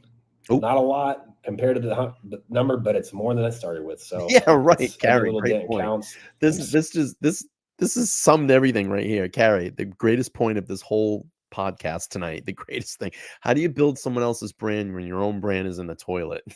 There you go. Screen grab that one. Sober today. Speaking of sober, I'm sober. I'm 5 days sober from alcohol. A lot longer than that for drugs, but 5 days sober from alcohol. A lot longer than from drugs. Come on. 2 days ago, you were like, but I was smoking a vape. The last several days, I've been smoking vape for 6 months, and I started 75 hard this morning. I need to always hard. I haven't been eating clean. I haven't been working out in like 2 weeks or a week and a half since all this kind of broke out. And the only way I'm going to get to the end of this is if I'm mentally clear, if I'm motivated and stuff, and not working out, eating like shit, smoking vape. That's completely like, it doesn't work for me. It throws me off my game, and it's not what's going to get me in the state that I need to be in. So I decided to start my sobriety counter over to today. I threw my vape away last night. Haven't touched it. So I'm going to consider today my true day one of sobriety. So today, because I want to be sober from like drugs, alcohol, vape, anything that's clouding my mind or my judgment. I want to get rid of it, and that's what I consider a full day sober. So I'm sober today. I'm going to stay sober tonight, and then tomorrow I'm going to wake up and I'm going to try my best to do it again. See you guys tomorrow. Try my best. What's up, everyone? All right, so the wheels are going to start really falling off here. This gets good. All right, so yesterday at the end of my video, I talked about this another watch dealer and jeweler that reached out, saw everything that's going on. They've been fans for a while, and they reached out to offer their store as a resource, their inventory, their team, everything, as a way to, one, help me. Now, meanwhile, this dick is still flying around the country like in first class. Keep that in mind. Continue to fix the situation I'm in, but also simultaneously build their brand. I may be bad at a few things, but I'm very good at a couple things, and I think they recognize the opportunity for that. So they want me to come out, work in their store, work with them, teach them the things that I know that I am good at, help build their brand like I built the TPG brand in the early days. So I talked about doing that here in about a week or so. I was sitting there thinking last night, and I was like, you know what? I kept thinking about it. Why wait? What am I waiting for? What am I going to do in Dallas? What can I do in LA that's, that I can't? He's like, so I'm going to Florida. Than going ahead and getting out there. I love watches. I love the watch industry. I have somebody reaching out, offering their entire store. I think that's an airport tsunami. Let's just go do it. So I texted my boy at 2 a.m. and said, hey, if you say the words, I'll book a flight. And I'll be out there the next morning. So here I am. I got my workout in this morning because I'm on day 2 of 75 hard. Now I'm going to fly out to Florida and go meet those guys tonight. Get to work starting tomorrow. So I'm excited. This is great. So he buries himself.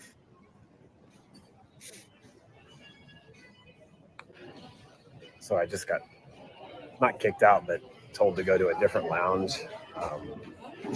Over the years of all my travel, I've accumulated concierge key status with Americans, so I get access to the better lounges, which is the flagship lounge. And I'm not saying that's a brag or anything. It's actually kind of great in my situation. Somebody pointed out in one of the comments, they're like, look, if you're going to say you go make $1,000 a day, are you accounting for the money you're spending traveling, the money you're spending eating, where you're staying? stuff like that. And I was like, that's actually a very good point. So what I decided I wanted to start doing today is I'm going to keep another spreadsheet with how much I actually spend, so I can kind of hone in on where. Should have put that, like Mookie said, he should have had that maybe to the left side of the screen. And then in the middle, he is the true balance. How much I'm going to spend. This guy's such an ass hat. Money goes, it's on the left side of the spending screen. $12 to eat breakfast doesn't sound like a lot until you spend $12 for breakfast, and then $4 for coffee, and then $15 for lunch, and then $7 for a snack, and then $25 for dinner. It adds up. So I guess the benefit for me now with this is at the Flagship Lounge or any of these lounges, it's all free. So I'm going to take advantage of it. Look at him. He's eating first-class food, too. That's like one of the lounges, isn't it? That's a lounge, right? That's like one of those lounges you have to be in, like to get in there. Don't you have to? That's like a special lounge, right? I mean, I don't know. I don't fly a lot, so I hate flying. But that's like it's like one of those lounges you have to be accepted into, right?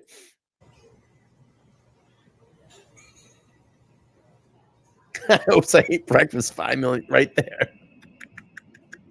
Fucking Mookie. I like this one better though. Oops, I ate breakfast. $5 million. His total goes back up to 5 million. Look at this guy. Is giving away his location. So this is what everybody started doing. They figured out where he was going by this video, and then they saw the sign, and then he started pelting that business. It gets so good. First class access, too.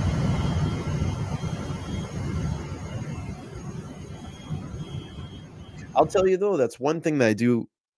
Last time I remember flying when I went out to Vegas, that they have those little screens and they can kind of tell you like where you are, which is kind of cool. Kind of kills the time.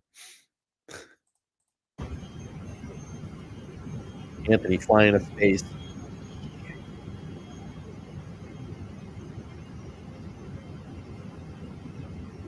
Look at the debt counter on the bottom. What a douche.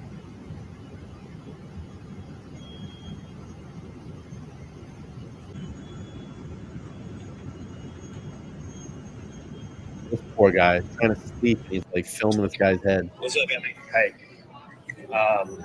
So I just landed in Miami. Last night, I need you to do me a favor. Well, both of us a favor. But last night, I closed a deal with one of my clients that's going to do I'm going to help him build the social media and stuff, and he's back in LA. And we had agreed to a $7,000 deposit now. He wants to pay cash, and then he's going to pay me the rest this weekend when I get back. But I'm not going to be back in LA until probably Saturday. So could you go meet him? He's in LA. If I connect you to, and pick that up today.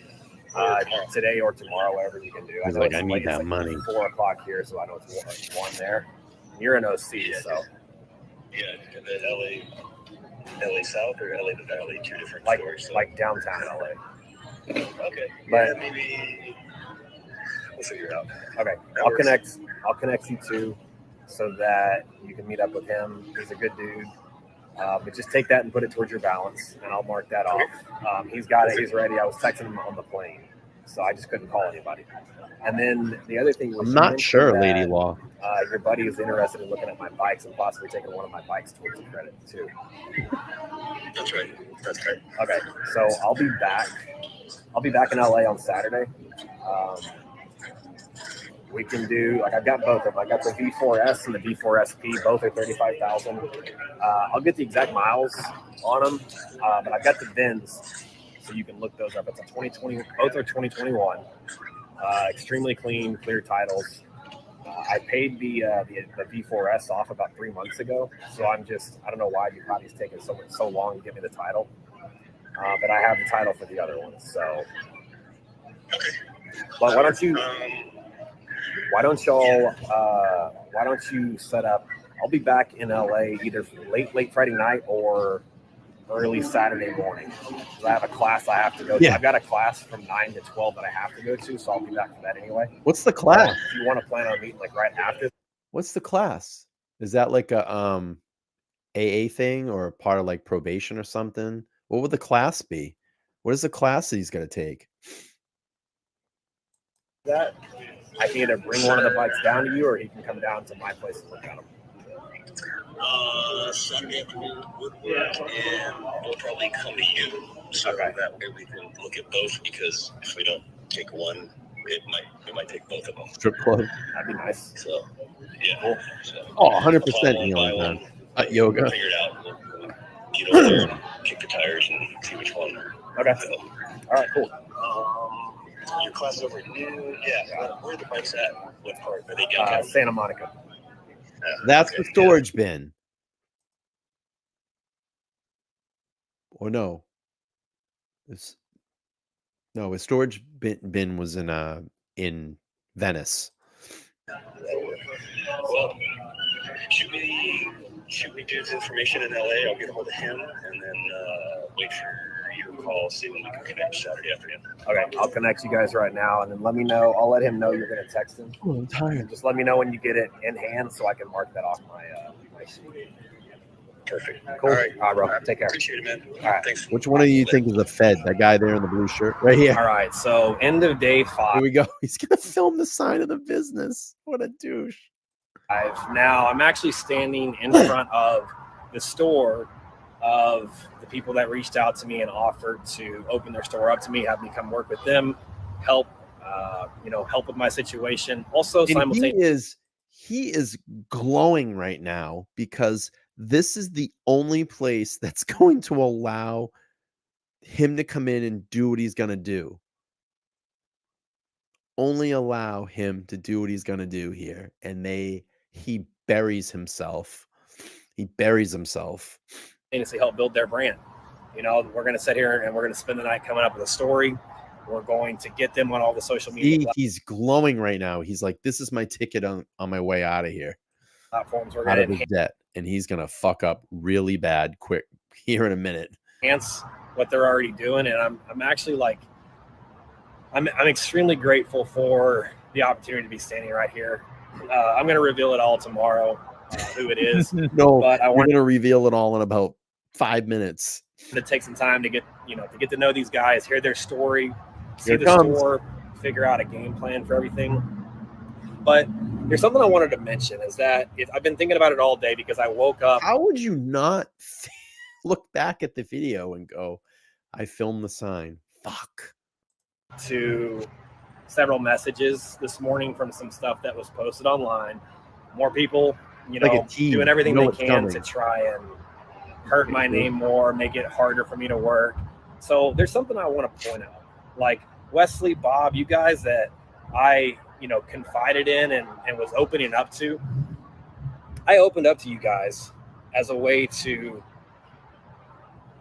get some stuff off my chest and take that first step into stopping the lying, stopping what I was doing. Stopping a It's line. extremely hard for me to get vulnerable and for me to put emotions on somebody else. It's hard for me to show someone else or share with someone else my problems. And so when I do, I did it with you guys, hoping that it would be my first outlet to get it off my chest. Oh, it's such a Stop tease. lying to It myself. keeps going. That way I can start the process of fixing everything and rebuilding. And what you guys do, you use it against me. Now, I understand that you guys This is where he goes, fuck you, man. Fuck you guys. have a pretty good sized wealth, large enough that the amount of money I owe you may be. I fucking hate when he says this here. And this is the point.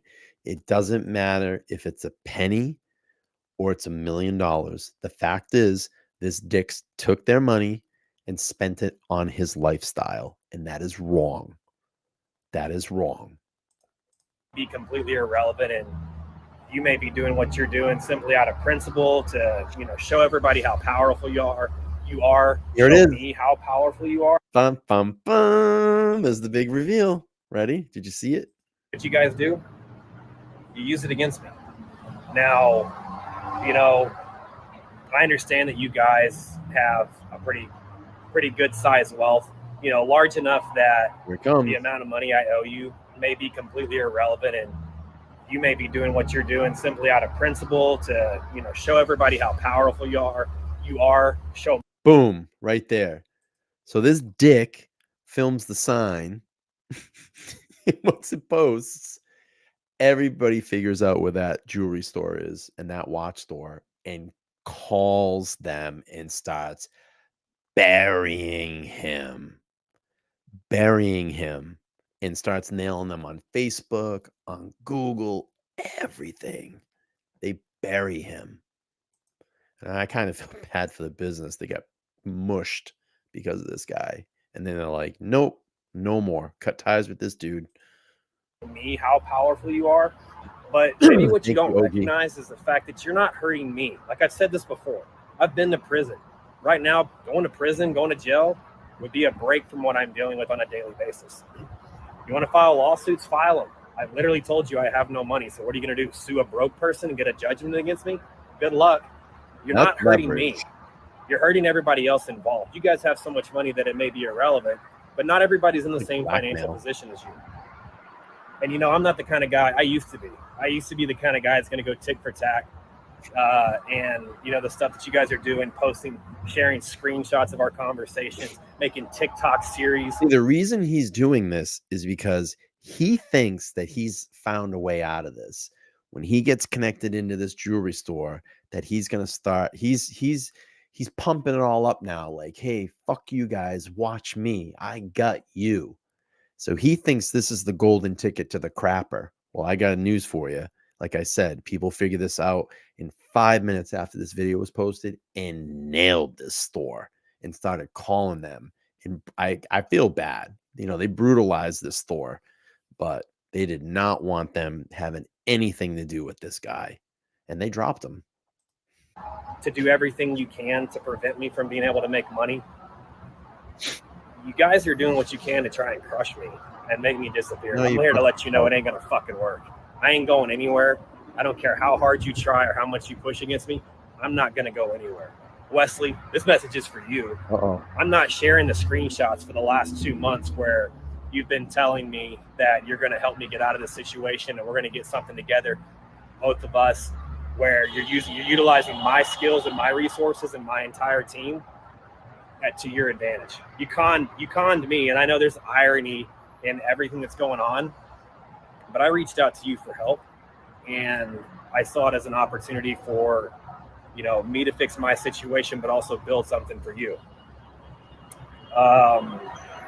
You flew me out to South Carolina to come help you build your store. You've been doing this 100%. back and forth. And like I said, I'm not going to share all the screenshots, but I can if I have to, where you've told me repeatedly that. Now, this is blackmail, what he's doing right now. He's blackmailing.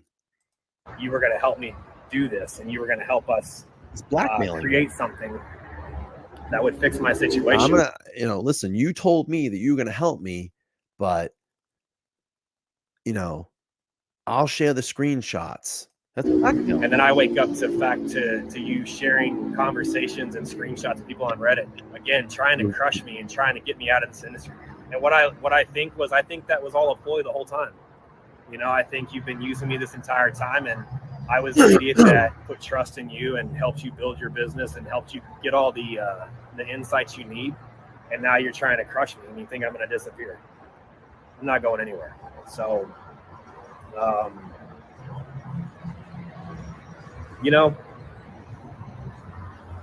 cocaine is a hell of a drug.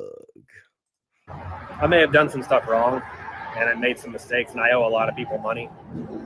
But it really shows me your all's character to try to continually tear me down and prevent me from making money when I'm trying to fix what I did. I don't know. I don't know what else to say. I'm not going to quit. I'm going to keep here. I could give two shits about what all you haters say. Francis Presley, you and Noel out there. Haters. They're making videos, trying to add to the scam and all this shit. Like, fuck all you guys. Yeah. Honestly, anyone out there, this is my last message to the haters. Any one of you out there that think you're going to crush me or defeat me, fuck you. you got another thing coming. I'm not going anywhere. I'm out here to this store. He's talking tough now because he thinks that this jewelry store is going to be, like I said, the golden key to the crapper, that this is going to get him out of that debt. That's why he's talking tough. He thinks that he's going to be rolling here pretty soon. And he ends up burying himself. A lot of the guys, a lot of people in By this filming that sign, he buried himself. And look at this. He's got street signs right here. This guy's such a moron. industry turn their back on me. People figure everything out in 2 seconds, man. That's fine. I get it. But these guys open their store up, and I'm about to spend every ounce of time and effort and skill that I have, and I'm going to help blow these guys' business up like I've done once before. So for all the supporters out there, guys, you guys, I appreciate the supportive messages, the calls, everything that I get on a daily basis, and that's what's going to keep pushing me through this. Now I have a safe haven for those that do reach out to do business and needed what I needed was a more controlled environment. I needed someone to take the reins of stuff that I couldn't control. And probably the federal agent. That was probably an FBI agent checking him out. I got that. These guys, which I'm going to reveal to you guys tomorrow, are going to help me do that. I'm going to help blow their business up. So I'll see you guys tomorrow. All right. Now it gets really good.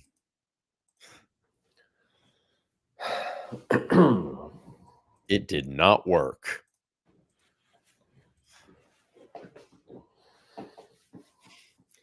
All right, guys. So day 6 video, here it is. There it is. Yesterday I posted day 5, and within an hour or two, I made the video private because somebody I was going to go work with and partner with got a lot of blowback for trying to step in and, take a chance at helping me fix my mess. I told them that we're going to get a lot of negative feedback or, a lot of negativity directed towards them. That's the cocaine. I don't think they realized what they were getting themselves into. So I completely respect that decision, but that's no longer going to be a part. So tomorrow I'm going to be headed back to LA, and I haven't 100% made the commitment yet. I'm almost there though, but I think that it's just time I get out of this industry. There's the ear wiggle. Did you see it? Watch his ears pin back. Here it comes. Watch the ear wiggle. Ready? It's an amazing shift in time. Watch the ears. Step in and, take a chance at helping me fix my mess. I told them that we're going to get a lot of negative feedback or, a lot of negativity directed towards them. And I don't think they realized what they were getting themselves into. So I completely respect that decision, but that's no longer going to be a part. So tomorrow I'm going to be headed back to LA, and I haven't 100% made the commitment yet. I'm almost there though, but I think that it's just time I get out of this industry and move on to the next. So, it caused a lot of negative. That's the drip. It's the cocaine. I brought a lot of negative, unwanted attention to this industry. And for those that are actually involved in it, I apologize, guys. For those of you that I still owe money, I'm still not running from that. I still plan on paying that debt. But moving forward, as well as my actual clients, you guys that I'm speaking with on a daily basis, I'm not hiding and I'm not running from that debt. I'm still doing everything I can to pay for it. But it's obvious, it's apparent that there's a large community out there that doesn't want that to happen. They would rather me in my life. This is always deflection and blaming other people and not taking responsibility. Up in prison, do whatever it takes to not be able to pay you guys back. I'm not going that route. I'm not going to succumb to the pressure. My phone does not stop ringing all day long, to the point where I've actually got another number. And any of my clients that are out here watching, I've reached out to about a third of you guys. I'm going to get to the rest of you in the next day or so, and I'm going to give you my new number. And, Change this number. I'm considering deleting social media, getting off, and just, it's just apparent that I can't try to move forward. The people that are directly involved, we've been in good contact. We've had good conversations on the phone, and I'm doing, you guys understand that I'm doing what I can with what I have. try and make it whole and try and make it right. But there's just me being here on social media, me broadcasting my moves, talking about who I'm with, where I'm at. It's causing problems for people that it doesn't need to when they're my problems. And I just don't want that for anybody. So, like I said, I'm going to put a poll up. So I'm going to, all right. So how many years do you think Anthony will get in prison? So I said 5 to 10, 43% think that, 3 to 5, 21%, 10 to 20, 21%, and 0 to 3, 14%. I'm going to put another poll up, and I want your honest answer on this because I'm curious to see what people will say.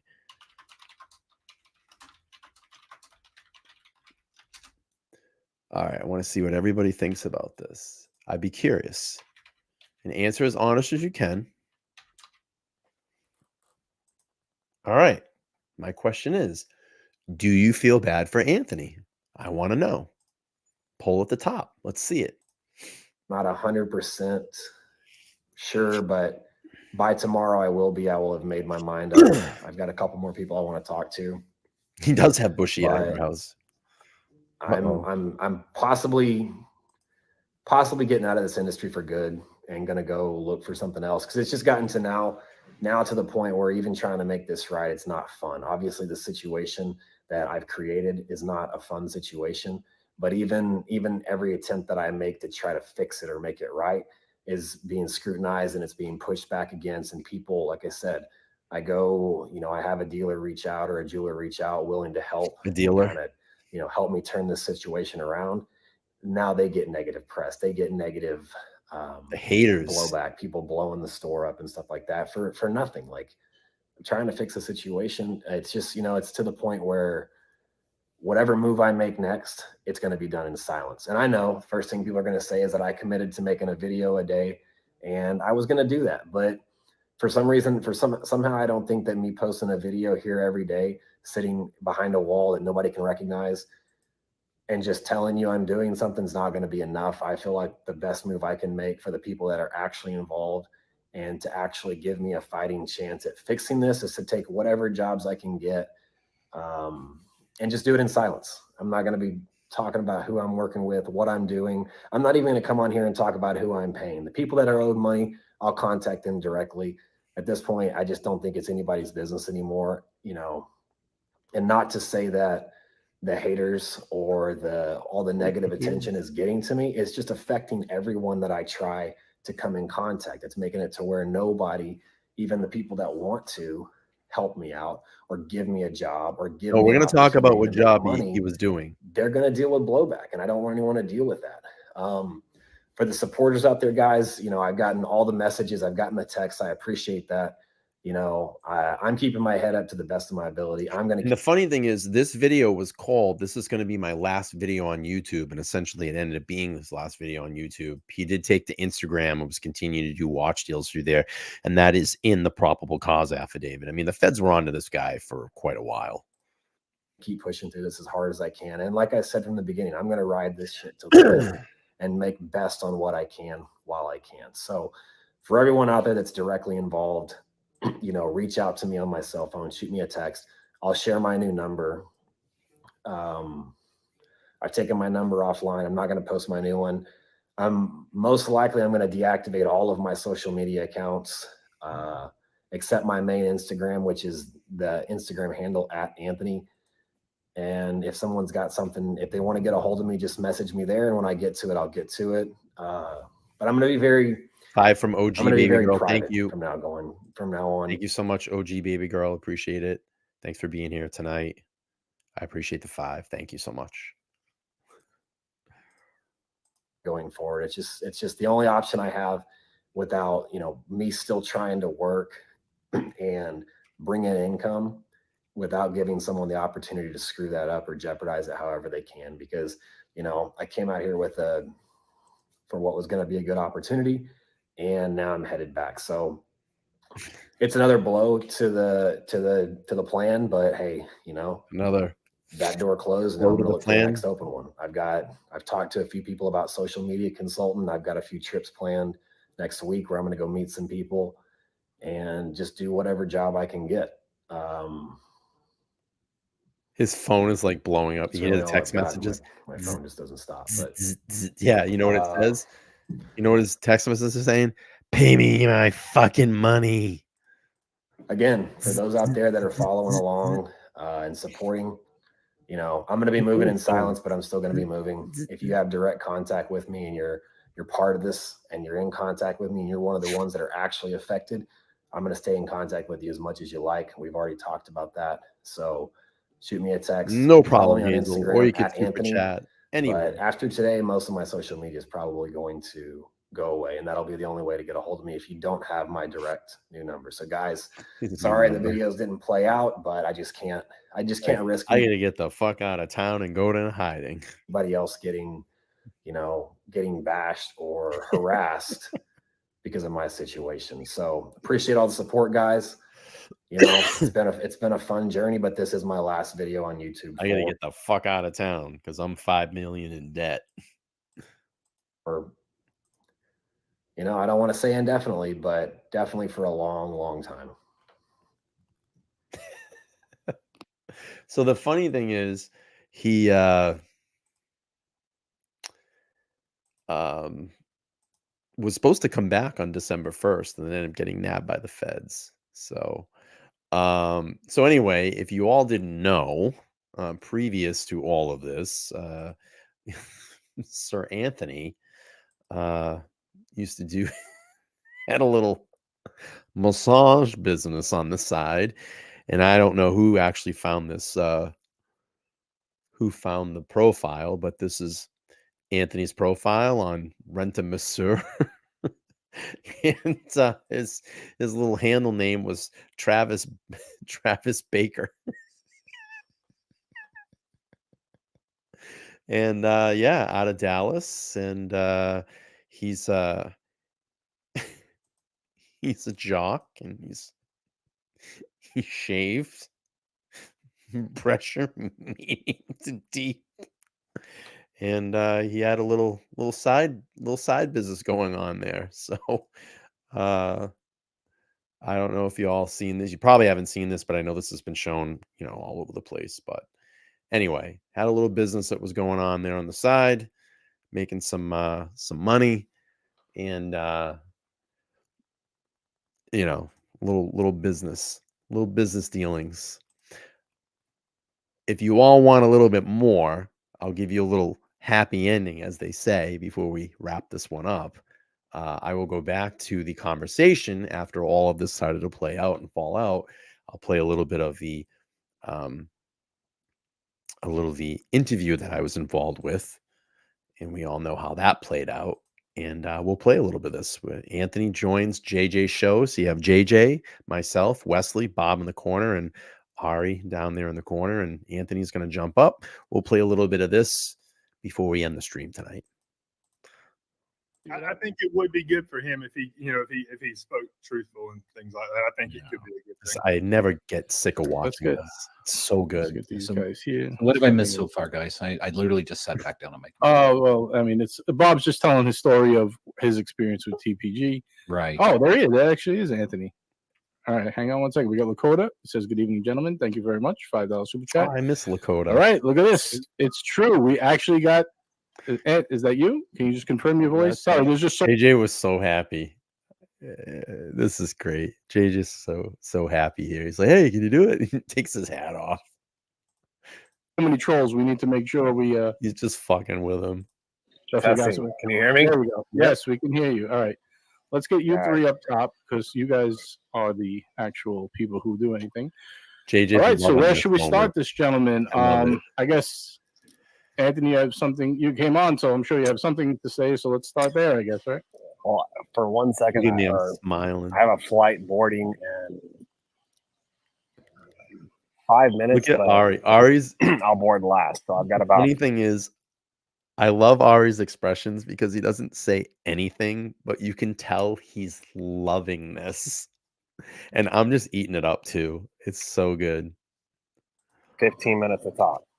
But no, you know what? I wanted to come on because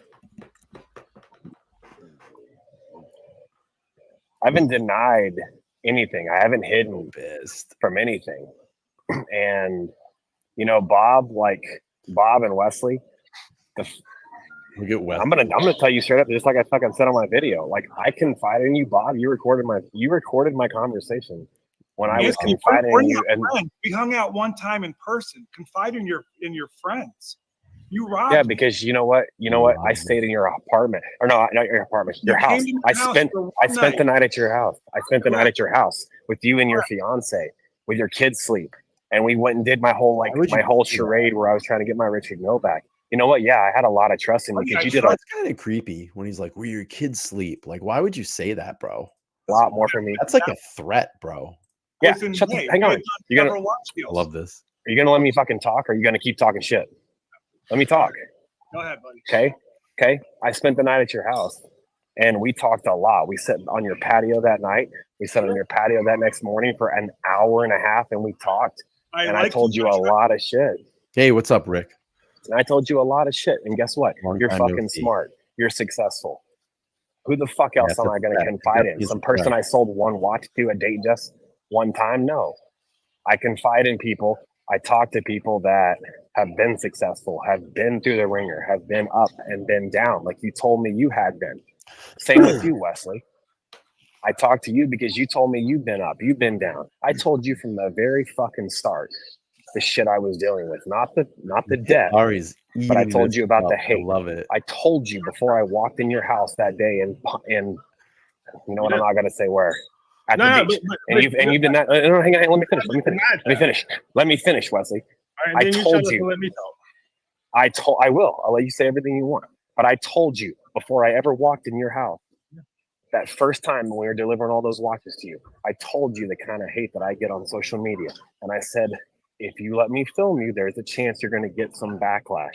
I didn't know you were going to be wearing your company shirt, or I would have told you to change it, but we were already I didn't think of it. But I told you the very first time I met you in person, when you walked out there and met me and my videographer. Oh, it was great. I said, there's a chance you're going to get some backlash. No, I told you before we even flew out there. I don't know. You said you're okay with it. You don't give a fuck about haters because you're more successful than all of them. And all this time, you've been telling, the only reason I'm on here tonight is because you keep telling people you didn't know who I was. You didn't know I had a business partner. You didn't know I did this blackout. Oh, Hazel, thank you so much. Hey, listen, I've for the 5. I appreciate the support. Thank you. Defended you from the day one that you told me you had haters on Reddit. I looked my name up. I had haters on Reddit. I told everybody there that I believed that you were telling the truth because of that. Everything I saw about me was a lie. I defended the only thing that I was affected by him was this douche was supposed to come on my podcast multiple times and give an interview, and he douched out 1,000 times, made me kind of look like an asshole. Believe me, the moment that I have with him here, I was waiting for that moment for about 2 years to snap at this guy. You through the end. I had so many people tell me that you were a piece of shit, and I didn't believe them. I defended you every day. I defended you. In the end, you said you didn't do it. And you said you didn't do it. You told people the other day on your live interview that you didn't do enough due diligence to me, that you didn't know all this. Most of the time, Rick, that these people that do this, they do things that's called squirreling. And a similar situation like this happened with Dane Cook. If you know who Dane Cook is, comedian, where his brother, his legitimate brother, stole like $50 million from him. And essentially what he did was he took control of the money, the business entity of it. He said, hey, you can trust me. I'll run the books for you. And essentially what he was doing was squirreling money and putting away. And this did it over years, like 10 years. And essentially what happened was Dane Cook wanted to, he never really checked his accounts. He trusted what his brother was telling him. And essentially one day was like, hey, I want to move out to LA. I want to buy this house. He's talking to his financial, had a new financial advisor that was going to help him out. And he said to his brother, hey, I'm going to move to LA and move the business out there. There's going to be a guy that's going to get involved and I guess manage some aspect of the business. So you need to give him the account information. And his brother gave him a lot of pushback.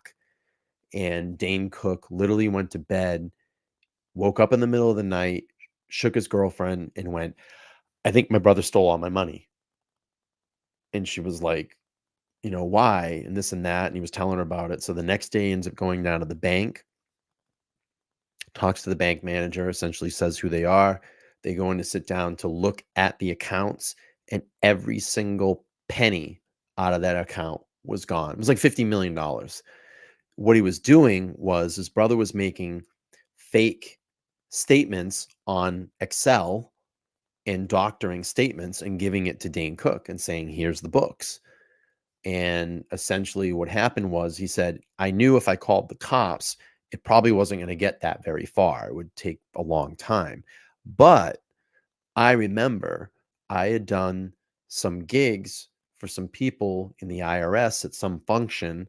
So he goes, I pick up the phone, I call these IRS guys back in Boston and said, I think my brother stole all my money and he didn't pay taxes. And they said within 24 hours, they were beating on the door, knocking him down and arrested him. And a couple months later, he's in court having to read a victim impact statement to his brother. And he said his brother didn't change nothing the entire time. It was just dead staring eyes like a shark. And he ended up pretty much essentially burying him. And then Dane had, I think he said he had some stock that he turned in and ended up going into venues. He was essentially broke, went into venues and rented out the venues with his own money.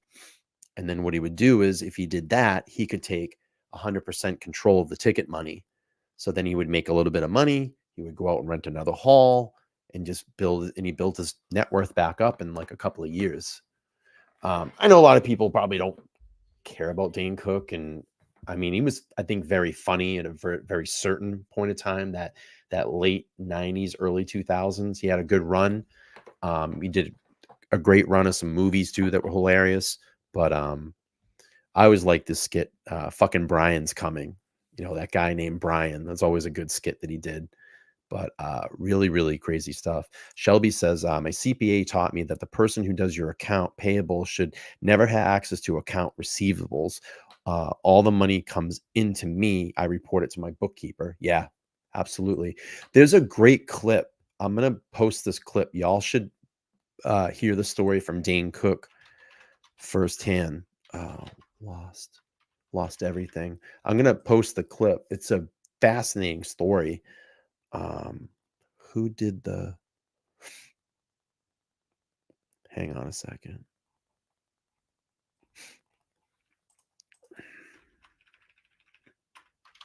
I can't play it because I'll get nabbed, but if I can find it, I'm going to keep playing through this. I'm going to look for the clip. If I find the clip, I'm going to post it in the chat. You can check it out about Dane Cook. I mean, you didn't know I had a former partner. And that's bullshit. That's the only reason I'm on here, because everything y'all fucking keep saying, I told you every bit of it. Not the first time you met me, no. You spent over $1 million with me before you knew all of this. But when I met you in person at your beach house, I told you everything. And every single time we talked since then, I told you everything about me. It was less than a month later that I told you about my situation. And I started talking to you about it. And Bob, for you, it was less than 2 weeks later. Because you know why, Bob? Because you were going to invest $1 million to $1.5 million in me, and I couldn't let myself do it. That's why I reached out to you and told you what was going on, because you kept talking to me. Remember the fucking call when I told you about this, Bob? Was the call that you were going to plan your flight to LA to come see my operation and see everything, where you were going to put $1 million to $1.5 million in me. If you want to watch that, no. You brought up invest, dude. I liked you and trusted you till I found out that you robbed me. Exactly. It's so hard to understand about that. I invited you into my home to help you find the watch that I thought was stolen from you, right? I brought you to that store. I walked in with you. Dude, I liked you. I trusted you. And I thought, this guy sells a lot of fucking watches, and I like the guy. It wasn't. And you don't think and you don't think that when someone gets in a fucking bind and someone actually gets it. He's loving it's not a debt. It's stolen watches. Fucking Ari's face. He's just smiling here. I love it. It's so good. Where's the 5 million? Hey, Bob. You know what? Hey, since you recorded my conversation and you're running this, tell me where the 5 million's at. Because Wesley has my sheet. Yeah, no. Please. I got your sheet plus your text messages from everybody else you already told me, and I haven't put. That's nobody's business. Oh, yeah? But the number. Does it? It's funny that Anthony threw that out there about the sheet. And he's like, Wesley has the sheet. That's very interesting. And then Wesley went, no. It's kind of interesting. Oh, Ari's loving this. I never caught that before. And someone said earlier in the chat, gee, I wonder if Wesley's like caught up in this. Again, I'm not making a statement saying that. I'm not alleging anything, but I just found that to be very interesting that he said that. And I don't want to start any type of rumor or anything because I don't know. I don't know what he really knew or what he knows. But it is interesting that he said that. And I wonder if Anthony was trying to deflect and try to pin it all on Wesley at that point, and Wesley really doesn't have anything to do or knew anything about anything. I mean, to me, when I listened to him and I was on the show for that 2 hours, 3 hours, I mean, seemed like a pretty forthcoming guy. I mean, had nothing to hide. So, I would say Wesley's definitely a lot more believable than Anthony. Look at Bob. Bob's just fucking dead right now. Add up. Okay, does it add up to 5 million? Yes, your numbers add up to nearly 4.7. Yes. Well, he definitely turned him in. I mean, it's in the article. It's in the Times article. Bob and Wesley were one of the guys that turned him in. So actually, you know what? The feds already would have looked into them because they were the ones. So they got to be clean because they're definitely clean. It makes sense now, just thinking about it. They were the ones that turned him in. So you know that they looked at all the information and you know they looked at them. So they're clean. That's why they went after Anthony. Told me 5 If you want to call it out, whoever I think that Anthony was trying to deflect at that point again. your guy is in Texas, you owed him over $1 million before you went to LA. And my guy in Texas isn't saying a fucking word. You know why? Because you don't know the whole fucking story. You guys are spinning this fucking thing. Listen, shut the fuck up. You guys are spinning this fucking story like you know what's talking about. You're saying it's a Ponzi scheme. I told you 5 million, Bob, because that is what the true. Listen, Bob. I told you 5 million because that's what I know about. That's what the true debt is to me, to be completely debt free. I never told you what that involves.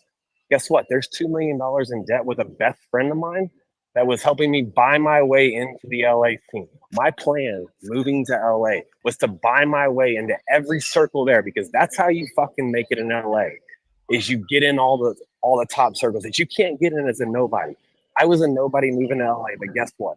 When you drive a nice car, when you go to nice restaurants, when you are in Soho House, guess what? You get in those fucking circles. And that's what my boy was doing. He was funding that lifestyle, not your fucking watch. Okay? So get that fucking straight. Can I touch on 30 seconds? And if you want to cuss, I'll get you a first class flight. But we'll be cool about that. So here. Let me just jump in here real quick with a question. Do you expect them, I mean, not to be upset? Like I hear like you're angry at them being angry, but I'm just curious, like, don't you think it's kind of a natural reaction for them to kind of like, I mean, I would be pissed. I'd be cursing you all over the place too if I lost my money to watch things. So like, I guess what I'm asking is, you only lost your money. You only lost your money. Hang on. You only lost your money when I disappear and I quit paying. I came out on every platform. Extortion and blackmail. You lost your money. When someone when I go away, you're not going to get your money. That's blackmail. Look at these two guys. These poor guys. You haven't lost your money yet. Yeah, but you haven't lost your money yet until I disappear and quit paying. Well, I mean, I've been doing what I can to pay for. Okay, well, didn't disagree. Start a watch, they should get the money. JJ, can I have 30 seconds? Sure. Sorry, I just want to say a couple things. So, Anthony, I'll say that for 90%, you're telling the truth about me and you. I defended you. They said, why would I invest in you? I said, you sold me over $1 million worth of watches, and you kept your word every day. I was being clear. Every watch was perfect, right? And every watch was perfect. And delivery was on time, right? Hey, let me talk. Everything was perfect. I sent you 4 or 5 watches because you asked for a big investment. I wasn't safe. I sent you 4 or 5. You sold them. You paid my money back. I sent you more. You paid the money back. It was all good until 2 weeks before it ended. I knew nothing. I knew about all your drama, your hate. I knew nothing about the stolen shit or whatever you want to call it. That's when it all went south with me. And if you say anything different, I can prove it wrong. I've said that every deal we have was good until the end. And Wesley, let me ask you this really quick. If you were never interested, when I told you everything, if you were never interested in really helping me, why did you ask for a list of everyone I owed money. You think I would have ever sent that list? Listen, hang on. No, for real. You think I would have ever sent that list? No, you weren't. I was willing to help until you lied to Z on the very last day. And he can lied to Z about what? You sold some bullshit watch for 30 grand that was mine, and he was supposed to pay me that morning in person at my office. I talked to you the night before. Listen, no, Wesley, I talked, dude, I've got the fucking conversation. You know what? There's no proof because we don't have it. I talked to you the night before, and you told me if I can sell watches, it was a Thursday evening. You told me if I can sell watches of yours over the next week, I can allocate that money towards debt, paying debt that I have, and I can put it towards you because you said you were going to be the last one. Hey, Bob's got a hell of a house, though. That's fucking beautiful house. And Wesley's house is beautiful, too. Very nice houses. Bob's got a hell of a house. I paid. That's what I fucking did. No, so okay? that's not going I sold them. Listen, within, dude, Wesley, you told me it was fun. Sell whatever you can. I want to see what you're capable of. Sell everything of mine you can, and you can allocate that money towards paying debt to other people and put it towards my debt. I sold $400,000 worth of watches of yours in 3 days, and I took one of those watches. I've got the screenshot where we said you could take the profits and pay your debtors back. The profits. I'm in the whole million. I'm not going $1.5 million. Wesley, I told you, I was like, I asked you, dude, I asked you personally. I was like, if I can sell several pieces, can I pay some people off with this money and just put that debt towards what I owe you? Then when we come full time with you, I want to ask you one question. Do you think the reason people lost faith in you is because you started like the video series, like how you were going to, the road to redemption, right, to pay it back, and then like you kind of stopped doing it after the 5th day? Do you think that was a signal to like the internet? Like, do you think I care about a bunch of fucking haters that have never spent any care. money with me? You just said you did. Hey, give me a second. I'm asking if you. I didn't ask you if you care. I asked you if you think that's the. I gotta be honest with you. My heart was fucking like because I wanted that moment to jump in and give it to this guy because this guy stuck it to me for like 2 fucking years. Oh, I'm gonna come on your podcast. I'm gonna I have like all the mess somewhere backed up somewhere. Oh, don't worry. And then he call. Oh, I got this. I got that to do. I can't do this. I can't do that. Yeah. I was fucking waiting, and it's coming. I got a good one, and it bags. He roasts himself. Reason people lost faith in you. That's what I asked. Who lost faith in me? A bunch of people just like the general audience you were speaking to online. You right? You said you have haters, Anthony. Like the haters always come after the haters, right? Exactly. Yeah, the haters you said it yourself. You just said it 10 minutes ago when this conversation started. And you let me ask you a question. Hey, let me ask you guys a question. Victim in everything, man. Listen, and that's what you do to people. I'm like, no. Let me ask you guys a question. $5 million in debt. You have two people. You have 2 people here on your screen. I owe Wesley $1 million. I owe Bob $194,650. Right. I forget. Maybe I got the last part wrong, but it's 100. Let's just call it 195,000. Okay. Guess what? Bob and Wesley are here live. Right. Where's the other 4 million worth of people? Well, they don't want to be in the public eye. They probably don't want to be in the public eye, right? I mean, I don't know. You they want to get they want to get paid. Because they're not out here making a fucking fuss trying to shame me and ruin every chance I have of making money. I started doing the day. Let's hang on. I started doing the daily thing because I truly had every fucking intention. I still had every intention of paying because every fucking thing I touch, every person I touch gets saturated by all these fucking haters. I went to Cooch. That's your fault, Anthony, and that's the problem. Thank you. Thank you, Brian, for pointing that out. Anthony, you just texted my ops manager and said to meet him tomorrow at 1 p.m. at the restaurant you had lunch on the first day. Don't be late. Come along. Yeah, I did. I mean, I think I would make a fuss if you were $1 million, right? I mean, I would make a fuss. You don't think these guys deserve to make a fuss? And I mean, like, I have no dog in this fight. I'm just, you know what, Wesley? I text you that. I text him that because I was have any empathy for these guys that owe this. You can't fuck with me, Anthony. If you want to fuck with me, I'll buy the flight. I mean, the problem is, all you guys are talking about this shit, like what's he gonna do? Blah blah blah. What do you want? Like Wesley and Bob, I want to know what you really want. You want me to end up in prison? Because I've already told this in my last video that you guys have enough money that if I disappear, you're not gonna fucking lose. You're not Bob. You're not gonna quit. You're Dickhead saying that. You're not gonna move out of your house, Wesley. You're not gonna quit doing what you do. You're fucking Doesn't fine. matter. But guess what? There's other people out there $1 million. that I'm trying to fix Not your the money. mess that I'm in. And you know what, Weslly? The only reason I'm on here is because, dude, you fucking have been texting me for 2 months saying you were gonna sell all this stuff. I've opened up to. I've told you everything, mostly everything, And I've been I clear about confided in you, and I gave you every key to everything I had in this industry. And don't fucking tell me you don't. In your other video, don't fucking tell me all these guys. Nobody put you in your fucking WhatsApp groups. I did. I was the only one that put you in WhatsApp groups. You put me in 4. So for a I million. put you in 4, and then I put you in 4. I put you in 4. Yeah, I put you in 4 WhatsApp chats, and now you have $6.5 million, and you can buy anything you fucking want in any industry. And you've been vetted by every fucking major dealer because I vouch for you. If you think your word goes that far, you're full of shit. And if you can justify that I can sleep good at night because you stole $1 million from me, so I should just let it go, then you're wasting your time talking to us. Wesley, I flew out to your fucking home and You to did. your store, and You I did. told you I'm here. I booked a one-way ticket to come work for you and Jason and do whatever you fucking wanted. I walked to your store and I told you everything I fucking know, and I told you I can blow this up. We can keep it as This video is close to 100,000. Yeah, this video is close to 100,000. It's pretty impressive. It's going to be probably my first 100,000 view video on here on LTL. It's pretty impressive.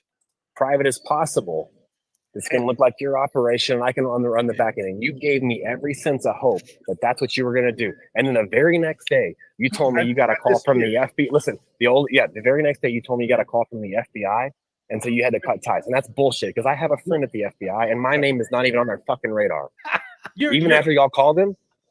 Hey, I guarantee you they're watching now, Anthony. And you flew in on a Thursday, Good. Friday morning. I got in my car and left because you were. Yeah, can you imagine that? That show was probably being watched by the FBI. And that's crazy, huh? And I always said to JJ, I said, dude, they might call you as like a fucking witness. Nothing but talk. It was Or all me. show. It was smoke. You were trying to con me in person like you did over the phone for 2 months. It's been You very. think I was trying to con you in person? Yes. When I was sitting in your office, I sold $150,000 worth of watches, and I gave them your wire information. How was I trying to fucking con you? Bullshit. Absolutely bullshit. You sold Really? one watch with my wire information. One. And the FBI has those transactions, to be clear, the ones that are not looking at you. So the Meteorite Daytona, and the John Mayer Daytona that were $205,000 that I sent you a paid me wire for for that. immediately. Yeah, Exactly. you paid me that. You said you gave them, and you didn't do that at my office. You did that the week prior on Monday.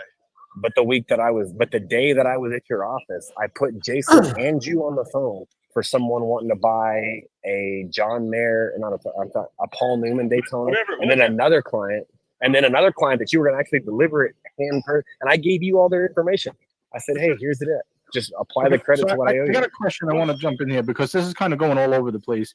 What happened once Bob gave you the watches to sell? Like between then and him getting paid, like what changed that? I'm not going to talk about transactions. I'm not going to talk about money. I'm talking about that's the why point. he's upset with you, right? Because you didn't give him the money. So Listen, I'm here to talk curious because you said he's mad that he didn't get paid yet, but like, isn't there some type of time expectancy? Like, hey, I give you a watch, you sell the watch, you pay me. Like not in 10 years, but like, within a certain time frame. Listen, here's what I'm going to say. And I told you, listen, here's what I'm going to say. I'm not going to talk about financials. I'm not going to talk about financials. I'm not going to talk about paying people. That's private. What I'm going to talk about is why, when I came out on public. Well, don't worry about getting to the bottom of this. You're not the fucking police. You're a YouTube channel. The point of me being on here is. But I'm giving people a platform so they don't we're all watch collectors here. Okay. We're giving people a platform so they know what's going on, so they don't make But mistakes. 99.9% of this platform don't have anything to do with my business. They never have had anything to do with my business, and they're involved in this. The two biggest people are right here on the channel. Guess what? Right. I can And they're gonna guarantee tell you their there's story, nobody so- else. Okay. And there's nobody else on this channel that I actually owe money because I talk to those people on a daily to bi-daily basis, and they're sitting back hoping to get paid. But I have a whole community of people out there, But at what i.e. cost? you guys, Like Bob's trying to point was, keep. at what cost? so the next guy gets screwed over. I don't understand what obviously that's what he thinks, but that's what he thinks is going to happen. I don't. Victim, Anthony. I mean, you know, a little humility will go a long way for you instead of blaming everybody else. Right. Say, hey, I misjudged What do you you. fucking okay? Let me ask you this. I don't know. You're a grown man. I'm not figuring out your mess. Don't ask me. Right. It's not my job. I would have never been in this. And for someone that owes a lot of money, I probably wouldn't be flying all over the country. I'd probably start figuring out how I'm going to pay people back. Well, that's why you're sitting there behind a YouTube channel and not $5 million in debt. I'm actually out here working and trying to do something. That's your problem. Because you know what? I'm flying to the next job where I can get some money to pay people back. Okay. So where are we at on that list, Anthony? Just tell you that. I won't ever mention your name again. When am I going to get paid back? As soon as I start having some money come in, you'll be on the You're list. flying to your job. So the next scam. Okay, but you know what? I got to make some money first. But do you think that's normal? Let's say you sent me a $300,000 watch, and I said, "Yeah, and I'll pay you. I'll pay you." When? I'm not going to disclose that. I'll pay you. You know what you guys' problem is? You keep focusing on the large amount and not the simple fact that I'm trying to do what I can. Okay. Guess what? How many people in this industry have we seen get in my same position? Seriously, look it up for the last 20 years. How many people have gotten in my same position and fucking ghosted? You don't think I could delete every fucking YouTube, every social media channel I have, and delete my numbers, delete my email, and hop on a fucking jet and get out of here? Have a passport. I could leave the fucking country right now if I wanted to. But I'm not. All right. I'm gonna end this. It's getting long, but if anybody's interested in watch, I know it's good. I just don't want to go like 3 hours tonight. We have like literally another 20 minutes or so. But I'll do this. I'm going to drop the link. If you all want to continue watching, you can. But yeah, I mean, that was Anthony's fucking stupid plan of trying to pay back $5 million in debt, and obviously didn't work. And he's in a lot of trouble, just an exuberant amount of trouble. So, listen, this has been fun to go back and review all of this. I know a lot of you haven't seen all those videos in succession. It was fun to go through that. I'll probably end up releasing it some way or another, maybe on the channel as like an archive, and everybody can check it out. But no, he's in a lot of trouble. We've read through the probable cause affidavit. We did a stream on it. It's pretty good. It's pretty good. And you can search that out on my channel. So that was the a little bit of the battle that we got into there. It was great for views, and he's in a lot of trouble because a lot of that stuff is in the probable cause affidavit. So I have a fly in my room. I don't know how it got in here, but it's up against where my LEDs are, and he's flinging around over there. So it's kind of distracting me. Or it might be, those beetle bug things that come in this time of year. They try to look to get in from the cold. So I had a couple of those in my room like 2 weeks ago. They were, I don't know, stink bug things. I think it might be one of those. But I'm going to take care of it, get off stream and take care of it. But anyway, 3 hours, pretty close to almost 3 hours. I appreciate everybody hanging out. It's 11 o'clock here on the East Coast. I'm going to bail. I got some things I need to get up to early in the morning. And I will not be streaming the next, maybe Tuesday night. Definitely not tomorrow night. Tuesday night, maybe. But Wednesday and Thursday, definitely, I will be on. And we're going to follow up with a Chelsea Grim video. I want to go back through the police report and look at that and go over it again, because I think there's some things in that we can look at. And we're still waiting for the supplement reports. Hopefully they come this week. I want to just look at the poll here. We'll end it. So I asked, do you feel bad for Anthony? 80% said no, 19% said yes, 36 votes. All right, y'all, I'm going to get out of here. Appreciate everybody stopping by this evening. Thank you for hanging out this evening for almost 3 hours here on LTL True Crime Podcast. Good to see everybody back. I hope everybody has the rest of amazing Sunday. Oh, excuse me. I will be back possibly Tuesday, if not definitely Wednesday and Thursday. I hope everybody has a great couple of days, and I'll see you all soon. I'm out of here. Peace.